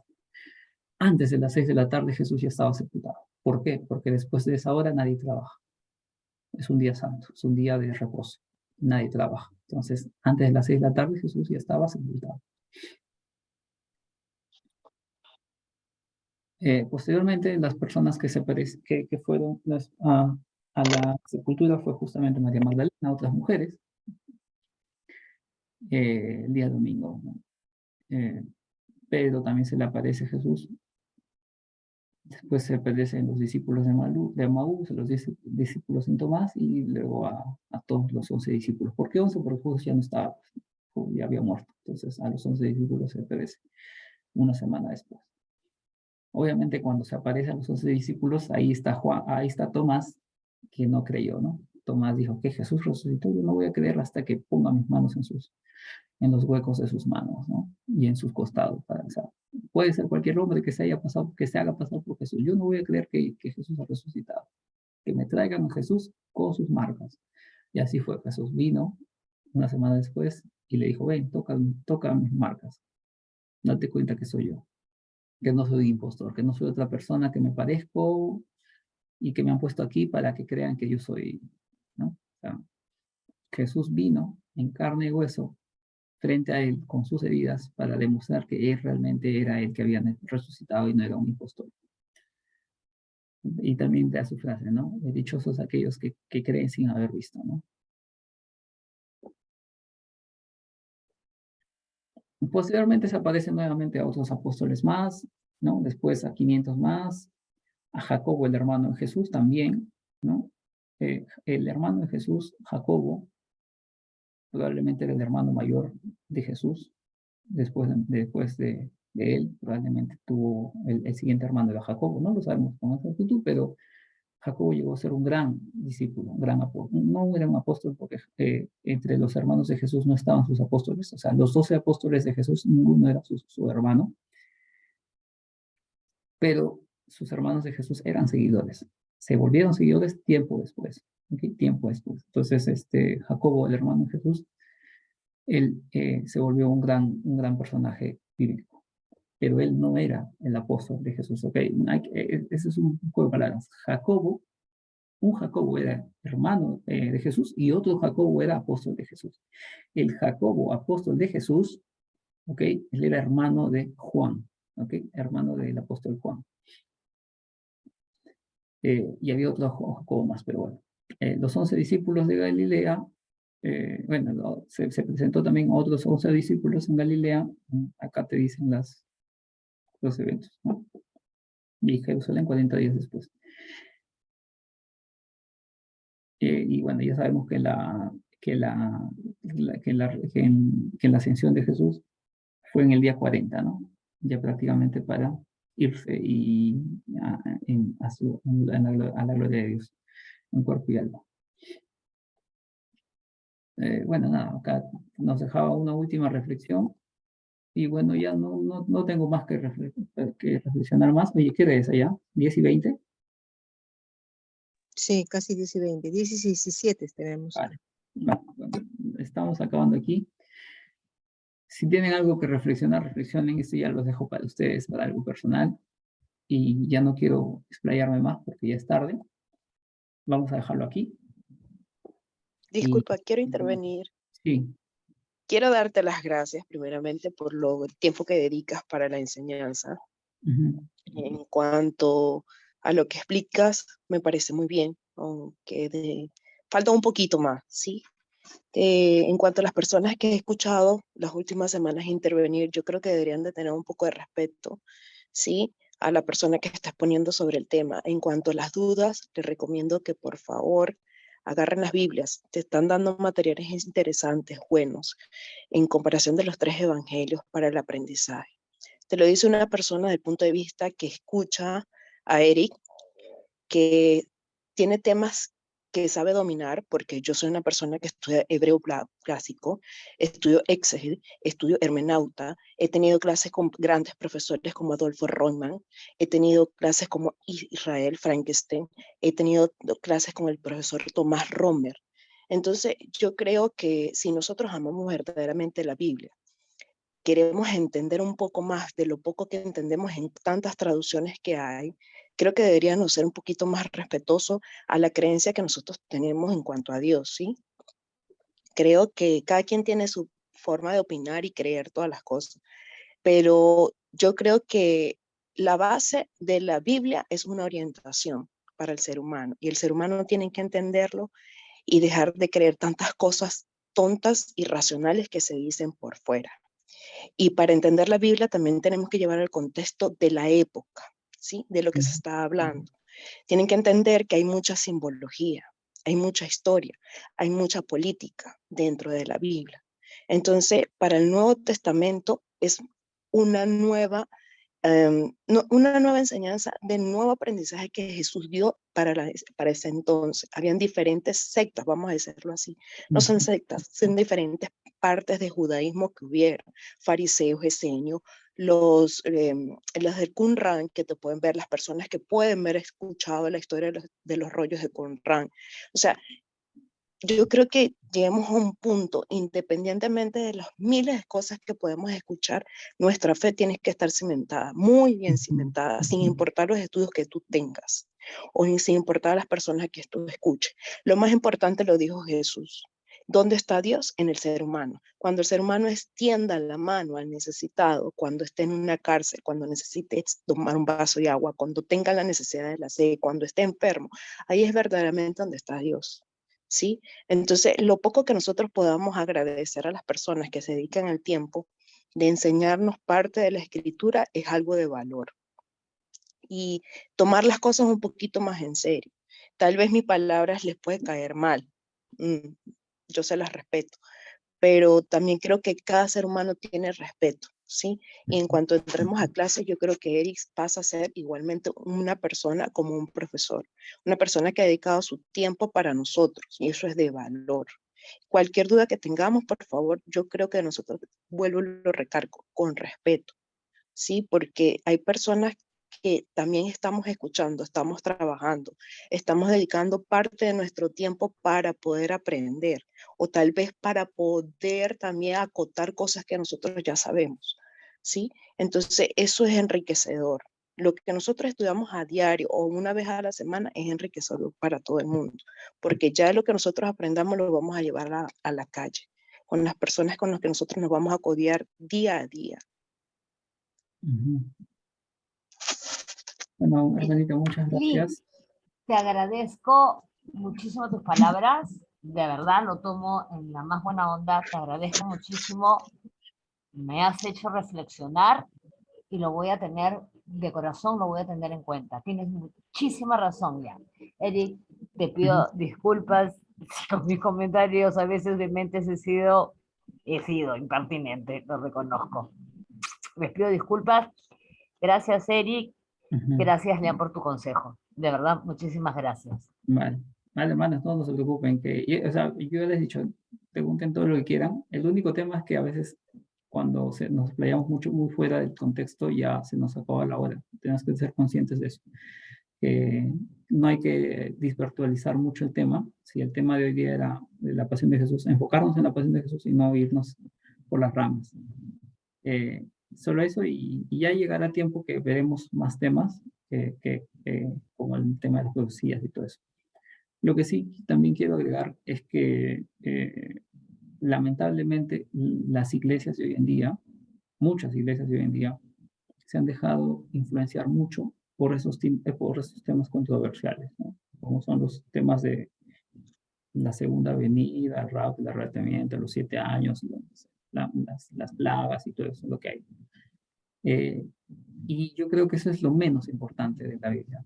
Yo creo que lo más importante de la Biblia es ser hijos de Dios, demostrar que has nacido de nuevo, dar un buen testimonio, vivir para Cristo, para darle gloria y honra a Dios, ¿no? Entonces, eso es lo más importante de la Biblia.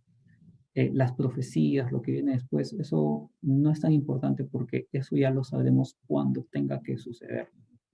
Entonces, no hay que mucho enfocarnos en eso y de darnos los que vamos a ver el futuro, los que vamos a adelantarnos a las épocas, no, porque eso ha ocurrido desde el principio de los tiempos. Han habido muchos predicadores en los años 500, en los años 1000, en los años 1200, 1500, 1700, que han pensado que ya llegaba Jesús y hasta ahora no llegó. Entonces pensaron que había llegado la bestia, que ya había venido el anticristo y miran cómo estamos hasta ahorita. Entonces no hay que enfocarnos mucho, no hay que desgastarnos tanto en saber estas cosas, sino en entender mejor cómo es la doctrina de Dios, qué es lo que quiere Cristo para nosotros, qué tipo de personas somos, cómo es nuestro testimonio. Eso es lo que más debemos enfocar. ¿Ok, hermanos? Y nada, sin más que agregar, ya nos veremos la próxima semana. Vamos a orar para terminar. Señor Padre Santo, Dios Todopoderoso, muchas gracias por ese tiempo que hemos tenido aquí contigo. Padre, bueno, gracias por el ministerio de Jesús, porque si no fuera por él, ¿qué sería de nosotros? Gracias porque Jesús vino, porque Jesús dio su vida por nosotros, porque Jesús se enfrentó a tanto dolor por causa nuestra, el hombre más inocente del mundo, el único que no era culpable de nada. Él pagó todo el precio de nosotros, Señor, y a veces no nos damos cuenta y no lo reconocemos. Señor Padre Santo, muchas gracias. Gracias por ese tiempo, por esta oportunidad de darte nuestro tiempo y que sea edificante para nosotros, que lo podamos aplicar, lo poco o lo mucho que hemos aprendido el día de hoy, lo podamos aplicar en nuestras vidas y podamos reflexionar lo grande que eres, lo importante que fue Cristo para nosotros y que es hasta hoy en día Cristo para nosotros. Gracias por este tiempo, Dios, mediante, si es tu voluntad, nos volvemos a reunir la próxima semana. En el nombre de Jesús te damos gracias. Amén. Amén. Amén. Gracias, Sí, Eric. hermanos, Amén, Dios te bendiga y Amén. nos estamos viendo la próxima Chao, semana. Eric. Que Dios te Chao, bendiga. Eric. Pues. Chao, Eric, Siga gracias. bendiciendo, que siga usando. Buenas noches. Chao, chao, chao, hermanas. Chao.